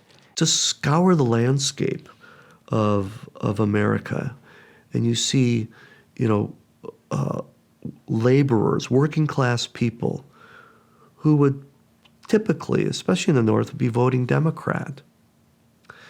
Now they're looking at Ronald Reagan. They're Reagan Democrats. Why? What is going on? You know, is he the person who they can look to channel their resentment against, say, set-asides for contracts? Is he the guy who they think will hear them in their concern about busing? You know, with their kids just wanting to go to the local neighborhood school, but, you know, they can't. They're going to be required to go way across town to somewhere else. Is Ronald Reagan to be their guy who takes a more balanced look at affirmative action? You know, I mean, he's that guy. Is the person Ronald Reagan's going to appoint to the UN, Jeane Kirkpatrick.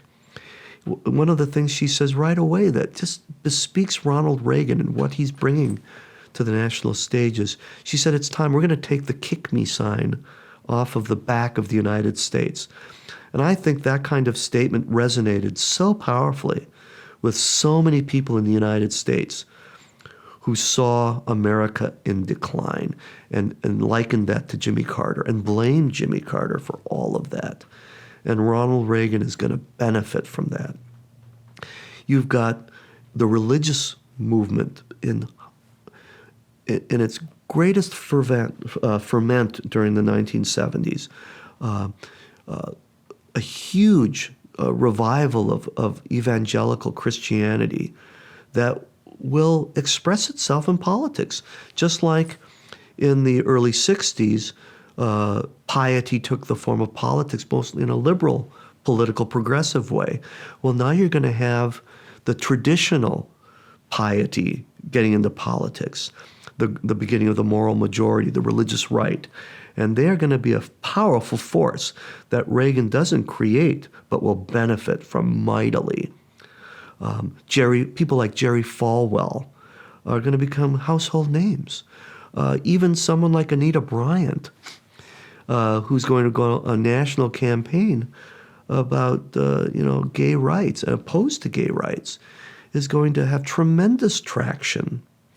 There is this concern among so many people in this country that the country has really lost its balance.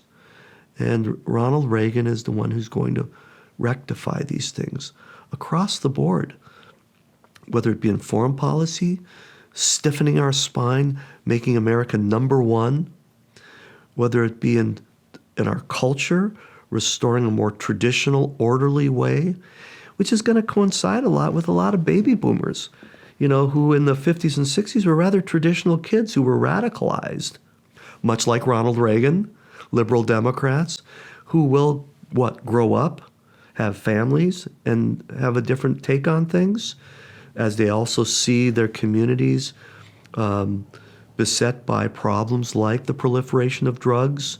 What once was kind of a fun, easy thing with marijuana, or that is now compounded to a lot of harder drugs, or what seemed to be sort of happy and permissive, more sexual freedom and sexual attitudes. Well, now you've got a proliferation of real problems along that score. All of these things, I think, are just all part of what makes Ronald Reagan so appealing and so powerful at that time. Ironically, President Reagan, who had previously been against Social Security and in favor of privatizing it, was actually the person who saved Social Security, because he appointed the Greenspan Commission in 1983 when the Social Security Trust Fund was running out of funds. The Greenspan Commission came up with a proposal to increase taxes and decrease future benefits in Social Security, and that formula was approved by President Reagan and Tip O'Neill, who was the Speaker of the House of Representatives, a Democrat, of course. They went in it together, and both of them saved Social Security for the next several decades, well into the 21st century. So the irony is that Ronald Reagan, who had begun his presidency being very critical of Social Security, was in fact a major part of saving Social Security. I think the personal saga of Ronald Reagan's transformation or conversion or evolution, whatever you want to label it, from liberal Democrat to conservative Republican, is a journey that was followed by thousands and thousands of people, not just in the United States, but actually as a global phenomenon. I mean, Ronald Reagan's personality and politics followed a massive tidal wave of a cultural mood swing that went from much of the license, permission of the 60s into the sort of excesses of the 70s. And I know it sounds like a cliche, but there's truth into the cliche that a lot of the people that were first involved in all of that 60s movement of changing the world and correcting the world and bringing a greater form of justice and freedom and equality to more people, became not just a green light for society, but for many of its activists, kind of a speeding zone. And I think down the road, you started seeing all the kind of mishaps and the consequences. And really around the world, there was a pushback and a reaction to kind of balance what had gotten out of balance. And I think Ronald Reagan epitomized that transformation in his own life and on the larger sphere of world politics. And because of that, while he didn't create this cultural shift, he will be the face of it, along with friends overseas like Margaret Thatcher. but he will also be the beneficiary of it all. Ronald Reagan's legacy for America is his ability to have changed the conversation and the trajectory of policy. Before Ronald Reagan came on the scene, and certainly before he became president, the conversation was largely about how to increase, expand government programs and spending.